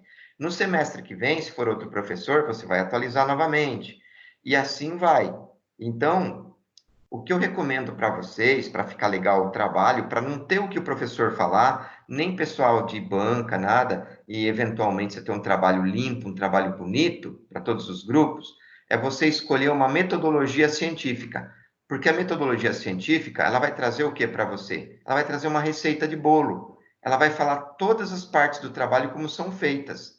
Então, ela fala da capa, da folha de rosto, do sumário, ela vai dando informação por informação. Só que, como qualquer livro, a metodologia científica também tem umas que são muito complicadas, difíceis de entender, e outras que a linguagem do autor é mais fácil. Aí você se identifica com a linguagem do autor, você compreende ele melhor. Então, dessa forma, fica muito mais fácil de você estar trabalhando, porque você vai olhando no livro, fala, essa parte eu já fiz, da metodologia, né? E vai fazendo as próximas. Eu, para ajudar vocês, desde as primeiras aulas que eu mandei, tanto no Teams, como também lá no aplicativo Sim do Pentágono, na plataforma Sim do Pentágono, eu já tomei a liberdade de enviar um livro bom, que eu acho que ele é muito bom, bem explicadinho, dando os exemplos para como vocês montarem o trabalho, traz todas as partes do trabalho. Então, já está à disposição para vocês. É uma delas, está lá em PDF, é uma delas. Mas nada impede que você use uma outra à parte, que você use uma que você já conhece, tá bom? Ou que alguém te indicou como boa. Por quê? Porque vocês têm essa liberdade de trabalhar numa metodologia não comum, né? Uma que você escolha personalizada. A única coisa é que você tem que sempre andar com ela. Porque imagina que se fosse aula presencial e o professor falasse para você, essa parte do trabalho aqui, olha, não tá legal. Essa aqui tinha que vir antes dessa. Aí você pega e fala assim, professor, olha, na metodologia, essa parte está vindo primeiro. Então, a metodologia ela vai prevalecer em relação ao professor. Então, o professor pediu para fazer aquilo ali, mas ele estava imaginando naquele momento que era correto. Quando ele vê a metodologia que você está utilizando, ele fala, não, está certo, pode manter assim. Mas você tem uma receita de bolo a seguir. Se vocês fizerem dessa forma, seguir pela metodologia, não tem onde errar, pessoal. E vocês aprendem a fazer um trabalho com uma técnica apurada, que vocês vão levar não só na graduação, na pós-graduação, em um eventual mestrado, doutorado, sempre você vai aperfeiçoando, mas a técnica acaba sendo, o princípio da técnica é o mesmo, tá bom? E aí, eu estou sempre à disposição, tem dúvida, fala, minha dúvida aqui é para compor tal parte, como é que tá, né? O pessoal tem muita dúvida muitas vezes, por exemplo, professor, eu posso montar num outro tipo de letra? Nossa, as metodologias, na sua grande maioria, indicam aí a fonte Arial, o tamanho 12, a distância entre uma linha e outra, né? Ele te dá o espaço de 1,5. Então, esses detalhes são comuns à maioria das metodologias, e eles vêm indicados, né? Outra coisa que aparece muito, o pessoal recorta e cola uma parte do que achou interessante na internet para o seu trabalho, cola no trabalho e esquece de mesclar o texto ali, ou seja, de justificar. O que é o justificar? É marcar todas as linhas, ir lá no Word e pedir a opção justificar, que são aquelas linhas paralelas. Aí o que ele faz? Ele te mantém alinhado o início e o final do texto, para não ficar aquele zigue-zague, nem no início, nem no final. Então, às vezes a gente pega trabalho que a gente vê aquilo ali e fica muito estranho. Então, corrijam isso no trabalho, que é efeito de estética. A estética é mais fácil de corrigir, porque o professor pode pegar, às vezes, no pé, falar alguma coisa para modificar, né, em relação a um texto, trocar alguma palavra, né, alguma coisa assim, mas fazer essa parte de estética, vocês têm essa receita de bolo, então é só ir copiando por aí, já fica bem mais fácil. Um trabalho que é considerado de qualidade é um trabalho em que as bibliografias, vocês tenham aí, pelo menos, trabalhem no mínimo com 3 para cada página.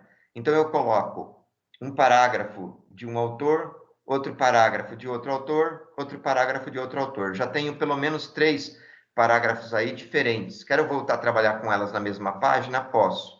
Mas é um trabalho que ganha muita credibilidade, por quê? Porque quem for ler esse trabalho, quem for avaliar, vai ver que aquela primeira afirmação do primeiro parágrafo, ele não tem como refutar, ele não tem como debater, ele não tem como argumentar nada com vocês, porque vocês foram mais fundo e procuraram o quê? Autores que corroboraram, que combinaram com aquela mesma ideia. Já pensou uma ideia que 3 autores que colocaram um livro, que o livro está aí no mercado, que existe aquela afirmação, quem é o professor avaliador para poder estar reclamando ou dizendo que é diferente aquilo, não é? Então, o seu trabalho acaba ganhando qualidade. Isso aí eu estou falando do livro, mas lógico, como vocês estão sem acesso, vocês vão se utilizar do material de PDF, né? Então, ele é bem-vindo. Na parte de anexos, muitas vezes o anexo é bem maior, bem mais rico do que o próprio trabalho de vocês. Por isso que o trabalho cresce. Por isso que é comum a gente ver trabalhos acadêmicos aí com 200 folhas brincando. Quem tem o trabalho, meu trabalho está com 20 folhas. Tudo bem, parece que é pouco, né? Você se assusta no primeiro momento, fala, já deu trabalho para fazer esse pouquinho aqui, como que o meu trabalho vai crescer desse jeito? É que vocês não imaginam, por exemplo, como é rico a possibilidade dos anexos. Então, eu já falei dos datasheets. Lá vocês podem colocar, por exemplo, eu utilizei, junto do meu trabalho que usava o Arduino, eu utilizei relé, aí eu fui lá, o meu relé tinha a marca Chirac, aí eu fui lá no site da Chirac e eu vi que tinha as informações desse relé, circuitos de aplicações, etc., etc., dados técnicos, de 15 folhas. O que você vai fazer? O seu único trabalho é copiar e colar no anexo. Você não mexe em nada, não é para traduzir, não é para colocar título, não é para colocar nada, é recortar e colar.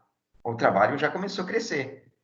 Fui lá, peguei do microcontrolador, coloquei, aumentou. A parte de desenho técnico também, ela é bem-vinda no anexo. Então, alguns de vocês têm acesso ao CAD, inclusive alguns trabalham com CAD. Vai ficar uma maravilha o trabalho, todo desenhado, parte por parte no CAD, né? Coloca lá no cabeçalho o nome do pessoal, do grupo, dá um up para o trabalho, fica lindo, muito bonito. Ah, mas eu não conheço CAD, conheço outro software. Faz junto do outro software. Professor, eu não tenho condições, estou com um computador mais fraco aqui, eu que tenho que compor essa parte, posso fazer o desenho à mão? À mão eu sei desenhar, lógico que pode. Tem diferença entre os trabalhos assim na estética, mas ninguém vai desmerecer. Você tem a peça do seu trabalho, que você cotou, que você marcou, tal, teve todo aquele trabalho, está mostrando que você está desenvolvendo o seu trabalho. Ponha lá no anexo, fica bonito. Agora, no meu trabalho eu tenho um motor. Se eu entrar com o código na internet do motor e entrar no site, além de eu estar pegando os dados técnicos do motor, eu vou ter o desenho em explosão do motor. Eu tenho a dimensão do eixo cotada, eu tenho a dimensão da carcaça, eu tenho dimensões diversas ali que eu posso simplesmente recortar aquela foto, expandi-la e colocá-la no meu trabalho lá como anexo. E assim vai, para servomotor, para pistão, né, para solenoide, para todo e qualquer componente que você necessite, transistor, resistor, você vai colocar. Tem trabalho que a gente vê o resistor falando desde o código de cores, né? História dos resistores, tipos de resistores, fabricantes de resistores. Não tem problema nenhum, né? Por quê? O seu trabalho, ele está focado. Lembra que eu falei para focar no título? Ele está focado. Porém, vai dar 9 horas, pessoal. Passei o horário do intervalo, né? Então, vamos direto até as 9, tá? Já acabo já. Então, você pode colocar no seu trabalho tudo que é pertinente a ele. Ninguém vai dizer que é demais. Ninguém vai dizer, não, isso não precisaria. O seu trabalho está crescendo, você está trazendo tudo. Por quê? Você está dando menos margem, menos margem de quem for querer questionar sobre o seu trabalho de perguntar a você. Então, se ele perguntar, os resistores que vocês usaram aí, tem lá informações sobre eles. O servomotor que vocês usaram, está aqui, ó, eu tenho as informações. Mas quem está te perguntando conhece um outro tipo de servomotor. O problema é dele. Vocês usaram o servomotor e vocês estão falando sobre o servomotor do trabalho de vocês. E vocês têm documentação técnica sobre ele. Ninguém pode questionar. Está tudo na mão. Beleza? Gente, eu me empolgo quando eu vou falar do TCC e do trabalho acadêmico e acabo falando muito, acabo dando nó na cabeça de vocês. Depois vocês acabam achando que é muito complicado. E não é complicado, é só seguir essa receita de bolo. Então, eu vou parar agora. Estou muito satisfeito. Vocês me ajudaram muito, porque eu consegui expor, né, as partes aí da aula que eu queria. Na aula que vem, provavelmente, a gente continue no mesmo ritmo. E agora eu vou abrir, então, para eventuais dúvidas, perguntas aí. Eu fico à disposição, tá bom? Professor, em relação aos anexos, onde que eu coloco ele? É depois das referências? Em que lugar do trabalho que eu coloco os anexos, professor? Então, eu poderia responder, olha, também na sua metodologia científica vai estar indicando lá, mas de uma forma geral, ele é a última parte do trabalho. Então, você pode colocar ele, inclusive, depois da conclusão e da própria bibliografia, tá bom? Agora, da referências bibliográficas ou referências. Mas tem gente que coloca ele entre elas, não tem problema, mas o importante é que fique lá para o final do trabalho. Você pode ter um anexo tão grande, que você pode fazer um índice do seu anexo. Não tem problema nenhum. Ele continua dentro do seu trabalho, ele segue a paginação normal, mas para você se achar nele, você acaba fazendo um índice próprio dele. Não tem problema nenhum. É bem-vindo também. Beleza, professor. Obrigado. Ok. Mais alguém, pessoal, tem dúvida? Nossa, vocês estão 10 aí, hein, de trabalho, que maravilha. Então, tá bom. Então, depois vocês me coloquem mais a par durante a semana, quem tiver alguma dúvida, que daí eu entro já ajudando diretamente. Senão eu vou falar muita coisa que vocês já sabem, às vezes, ou já fizeram, e aí acaba ficando enfadonho, né? Fica chato para vocês entenderem, tá bom? Mais uma vez eu vou perguntar, chegou alguém, pessoal, diferente aí? No grupo, não, né? Depois que eu captei o nome de todo o pessoal. Se não chegou... Professor, eu. Quem? Tainá, coloca meu nome, por favor. Eu tive uma instabilidade. Oi, Tainá. Tá melhor? Graças a Deus, beleza. Bom retorno. Os seus colegas, Tainá, lembraram de você e já nos ajudaram aqui. Você está com presença, fique tranquila, tá bom? Tá bom, obrigada. Ok. Então, pessoal, se vocês não tiverem mais nada a comentar, eu fico, assim, sempre à disposição de vocês, com muita gente, né? Pode estar adicionando no PV, me comunico, já tenho me comunicado com muita gente. O que vocês estão mandando para alguns eu respondo, tal. Já tenho alguns desenhos para mostrar para vocês bonitos, viu? De esteiras aí das atividades que vocês me mandaram. Então, vamos ver se na aula que vem eu mostro isso daí para vocês. Então, tá de bom tamanho para mim, tá? E eu vou ser o último a sair, aí vocês podem, se não tiverem mais dúvida, mais pergunta, dando uma boa noite para a turma e pode ir deixando o nosso recinto virtual aí. Muito obrigado, viu? Um bom final de semana a todos. Tchau. Falou, professor. Boa noite. Até mais. Valeu, boa Falou, noite. rapaziada. Valeu, professor. Boa noite. Valeu. Valeu, ótima noite.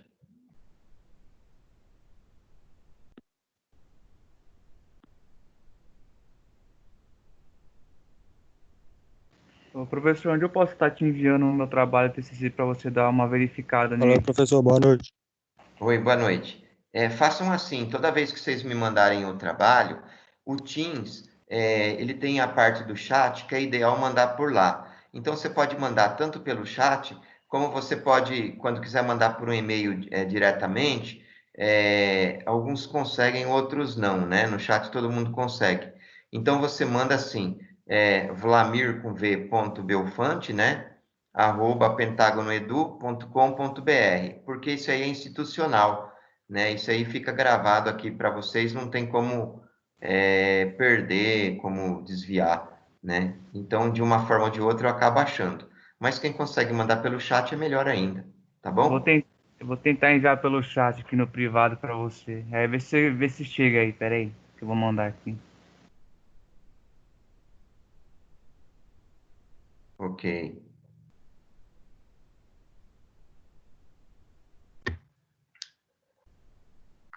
Ô, professor, Pois não? o fluxograma da esteira pode ser mandado pelo Teams? Ah, pode sim. Aí você manda no Teams, mas tenta mandar no chat, né? Ou nesse e-mail que vai acabar dando na mesma. Beleza. Aí, te Valeu. falar, pra fazer o fluxograma, precisa de pôr naqueles formato lá, quadradinho, tudo. Então, o objetivo é assim, ó. Vocês, o Matheus acho que conseguiu mandar alguma coisa no chat, né? Chegou Agora. aí, professor? Chegou, né? Então, chegou sim. Eu Beleza. estava com 5 atividades aqui, já chegou mais uma sua. Depois eu vejo com calma, tá? Para mim não precisar descompartilhar a tela. Professor, Quem que tinha perguntado aí por último, professor, pessoal? Eu estava respondendo alguma coisa. Fluxograma no foi caso eu. da. Ah, sim, o fluxograma. Deixa eu só responder o fluxograma, depois o outro já pergunta. Então, no caso do fluxograma é assim, primeiro vocês não tinham a técnica de fazer o fluxograma, eu dei o exemplo. O mesmo exemplo é que vocês vão colocar. Então, era legal que vocês treinassem um pouquinho, colocar os dizeres muito parecido com o meu, até os meus, dentro de um fluxograma próprio de vocês, porque quando vocês forem elaborar um projeto para terceiro, vocês vão saber fazer. Então, o que o pessoal está fazendo? Eles estão criando o fluxograma deles, a maioria não está arrumando um software próprio. Tem software próprio, gratuito aí, vários. Facinho de usar. Mas eles estão fazendo assim, no Paint, né, no aplicativo Paint, ou então no próprio Word.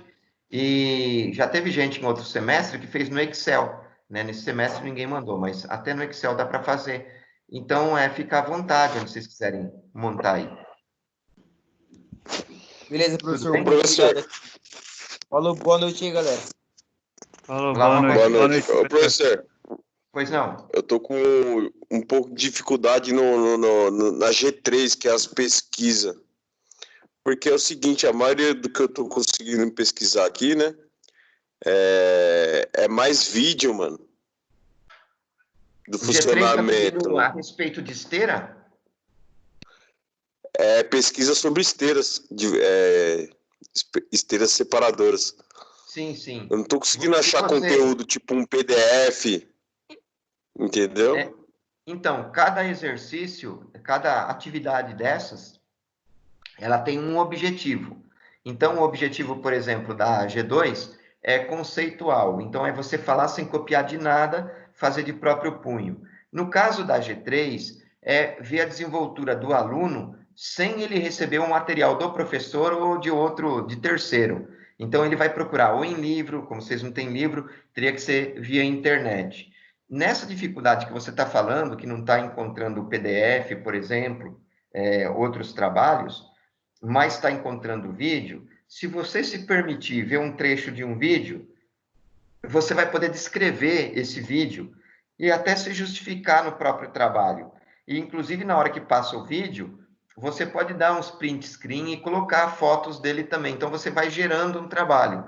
É uma técnica, é uma maneira de fazer, né? E então é legal que vocês vão a campo assim pesquisar, vocês vasculhem a internet para poder estar achando.